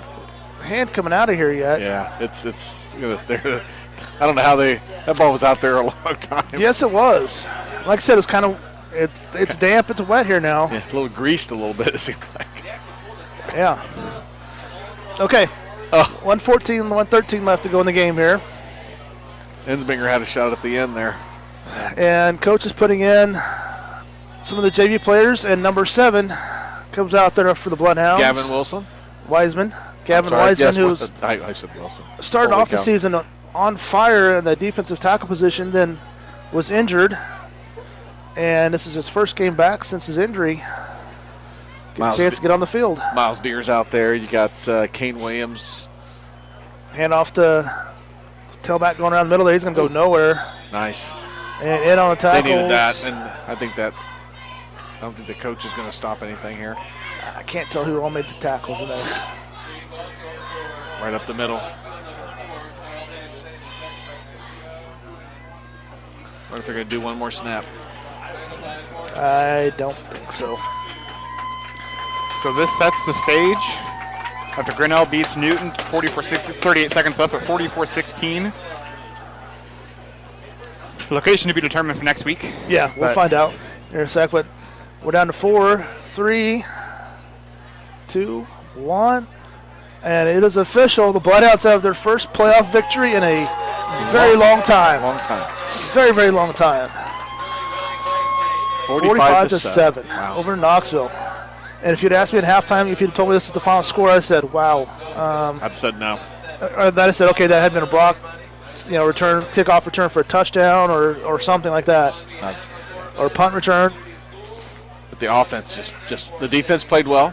The defense got some takeaways. The offense started clicking, finally kind of getting back in their routine, their mojo back. I think they started a nice balance of running and passing. Mm-hmm. And it opened both of them up for us, so. You up. Really pleased. Be nice to see the numbers, too, at the end of this thing. I think that second half, the defense just played so well. And Knoxville only have so much of a game, but they play it well. Yes. They played that running game well. And now I see how they kind of give up a lot of points, but I think they played well. I do too. And so next week against Grinnell, it's going to be a dogfight. And Grinnell comes in. They'll be 6-2 on the season. We'll be 7-1. Trying to see if we can get any kind of update of where that might happen. Next trying to find out here. We'll go to a word from our sponsors here for a second on Bloodhound Sports. Go ahead. Madison Bloodhounds. Bank when and where it's convenient for you. Our mobile banking app is a safe and secure way to check your balance, transfer funds, pay bills, and deposit checks, all from your mobile device. If you're shopping for a new home or need money to pay for unexpected expenses, our loan department can help. Visit our website at www.leecountybank.com or give us a call at 319-372-2243 for more details. Equal Housing Lender, member FDIC. Mann's McDonald's, located in Fort Madison and Burlington. It's not whether you win or lose, it's how well you eat after the game. Okay, we're just going to come back and show you some pictures from the stadium here right now. We've got student body and some parents, but mostly student body and team out there. Oh, there's some parents out there too, quite a few parents. Not sure if it's going to be the last home game for all these seniors. Yet to be determined. It definitely got a little chillier here as the night went on, but so the Bloodhounds hard-fought victory here tonight. And Knoxville put up a heck of a fight. You know, coming in on the season with one win on the season, they did a good job fighting here. They got off the bus to play football. Yes. For sure. It'd have been easy to kind of roll over and just say, oh, whatever, we're done. And they showed some good toughness, good mental toughness to fight.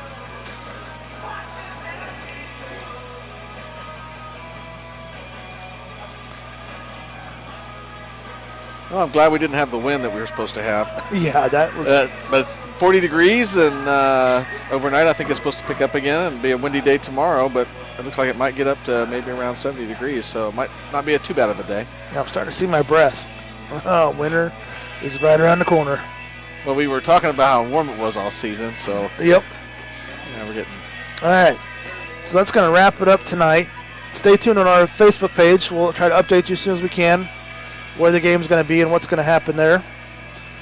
So definitely Bloodhound's going to play another game in the playoffs next round. Thanks for listening. I'm Tim Wondra. With me tonight was Bill Kester and Nick St. Clair. Have a great night.